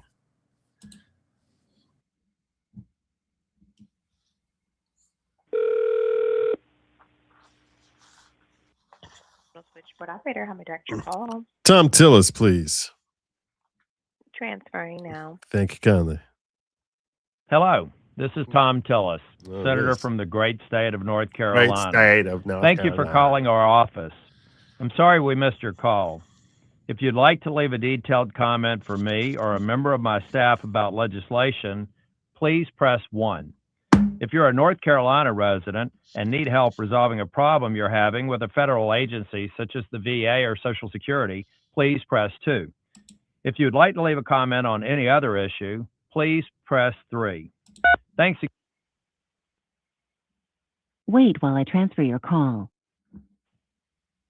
Please leave your message after the beep. Senator Tillis, I know you're a big fan of the Save America Act, much as I am. And I want you to know that we ain't going to get this thing passed, and Americans are seeing through Senator Thune. And we know we need that talking filibuster. Without that, nothing's happening. We need to get the talking filibuster and the strict requirement on the 2-speech limit under the talking filibuster. And with that, there's no way this bill doesn't pass. It's something 95% of Americans all want. Doesn't matter whether Republican, Democrat, black, white, all of us want it. We all want it. And the only person standing in the way is Senator Thune. He's the one who can push it through. You need to tell Senator Thune that if this thing fails, we're going to hold him accountable.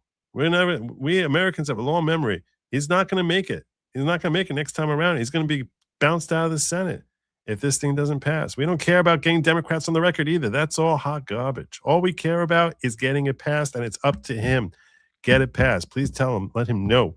Tell him that America knows and is going to hold him accountable, or either for good or for bad. And he needs to know that, because a reckoning is coming. It's going to be in his favor or against him, and it's all in his hands. That and God. So God's going to provide as long as he gets that talking filibuster. So I thank you for your You have service. reached the maximum length for a recording. To send this message, press pound. Your message has been sent. All right. There we If go. you'd like to try an extension, you may do so now. I had a request here for Chuck Grassley. I really can't stand Grassley either. But he did send me $20 to call Chuck Grassley. How can I say no? Someone sent me $20 to call Chuck Grassley. Brian Olenkamp sends me $20 to call Grassley. And forgetting about the $20. I mean, this guy is basically the king of recruitment for me. Man asked me to call Chuck Grassley. I can't say no to that. So I did say that was going to be my last call. But for Brian, this one's for you.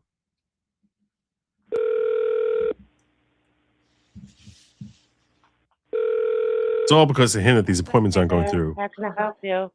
Chuck Grassley, please. Hold on. That old man is the only reason that our appointments aren't going through.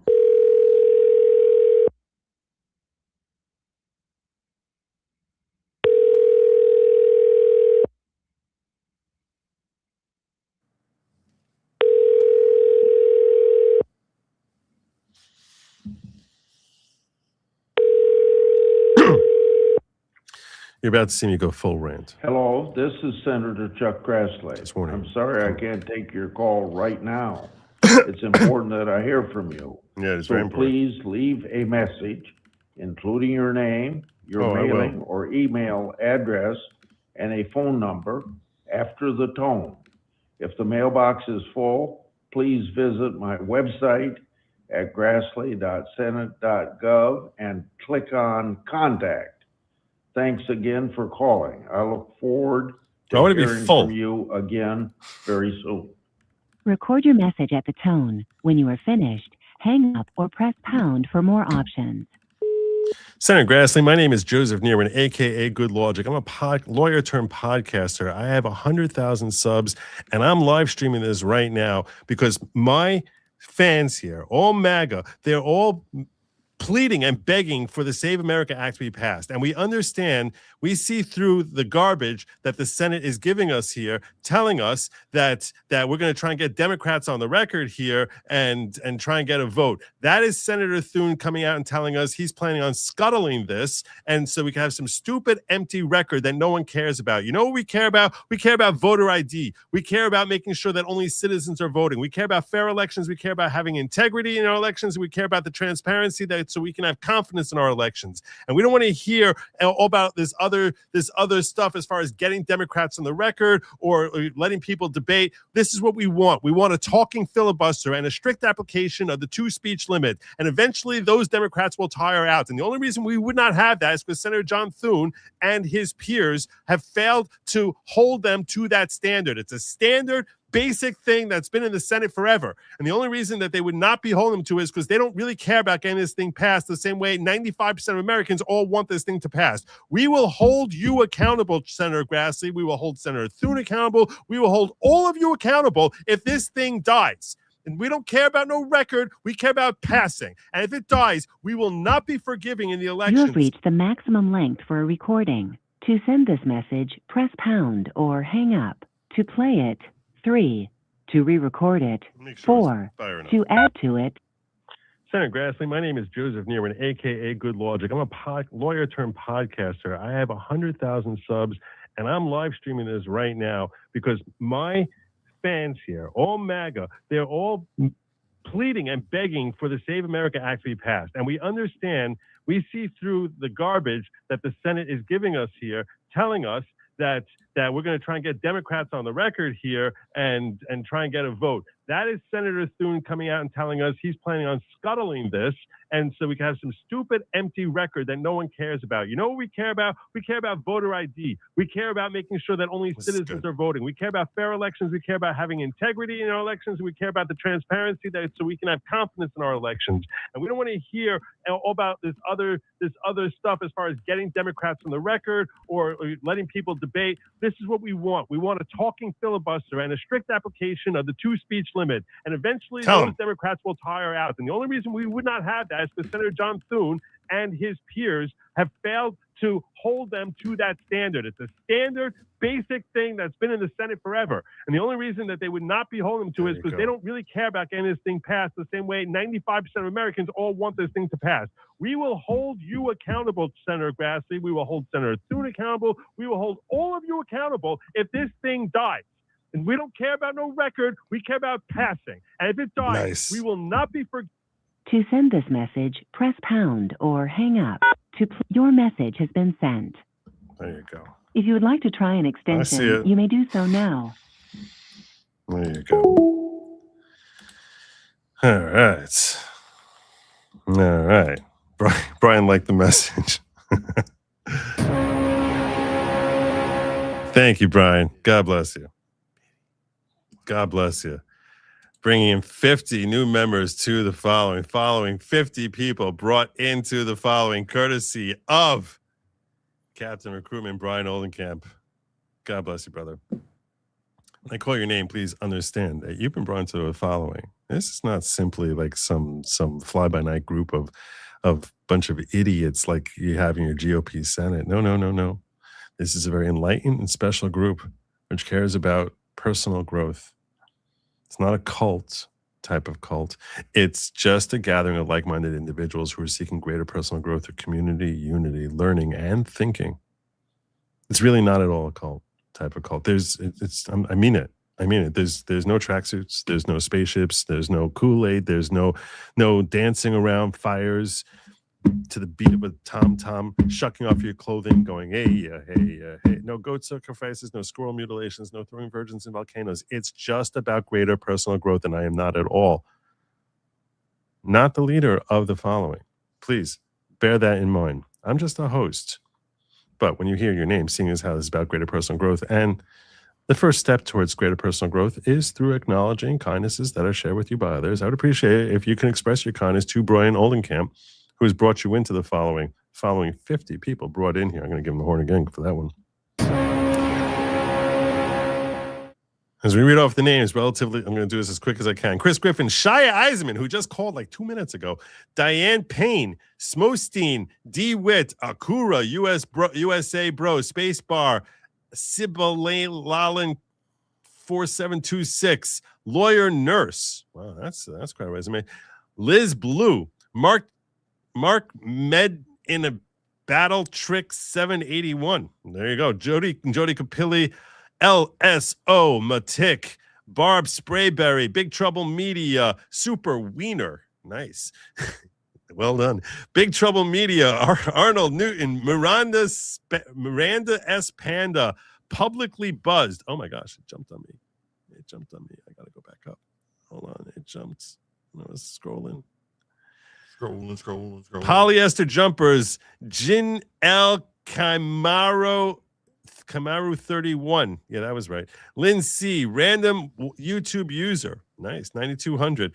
SD Jalana, K Stanford, Lord Croc, C3 Metal Thingies, My Bynum 65, D Gainey 3767, William Burkhardt, Broly Power Maximum, Patty Martin, Richard Newman, not my burner not my burner account. I like that. Shonda 2014, Fredo 3161, Texas Peaches, Dograt Davis, Al Hasira KH Dugan, Neon Apocalypse, Light Knight, Pete Wiener, definitely a burner account. Hopi 6J, Silver Tears, CJ something, Scott's Girl, and Cheyenne Eisman saying thank you, Brian. Anonymity, Chris Griffin also saying thank you. Not Eminem's mom. Nice. Harley Halo and Fender. Welcome to the following. We have cookies. Wild Farm Work. Thank you so much again, Brian. You're awesome. Now I feel like I owe him like calling his other senator. I'll get him next time. Who's the other? Jody Ernst.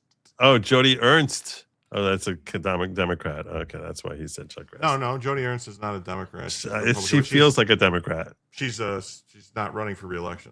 Oh, she's not running for re-election. Yeah, the one's not running for re-election. There's really no reason to call him. That's Tom Tillis too. Tom Tillis. Yeah, I don't want to waste my time. People not running for re-election. All right. I don't know how Chuck Grassley, who's like 100, he's like 124, is running for re-election. But next time I gotta get Mitch McConnell. I haven't gotten Mitch McConnell yet. Saturday night, we'll call Mitch McConnell. Saturday night. That's on the agenda. Someone needs to remind me. Call Mitch McConnell. I gotta have like a little beeper on my phone here. Call Mitch McConnell. We will hold him accountable. I was feeling the fire. I told you a rant was coming. All right. I thank you all for joining me. Jim, why don't you tell people where they can find you? You can find me at Jim Tells You on all platforms except X. I'm Jim Satala on X. Yes, and also, did you put a link to your channel? Up there? I'll do it right now. I totally forgot. I'm really. He's a little shot tonight.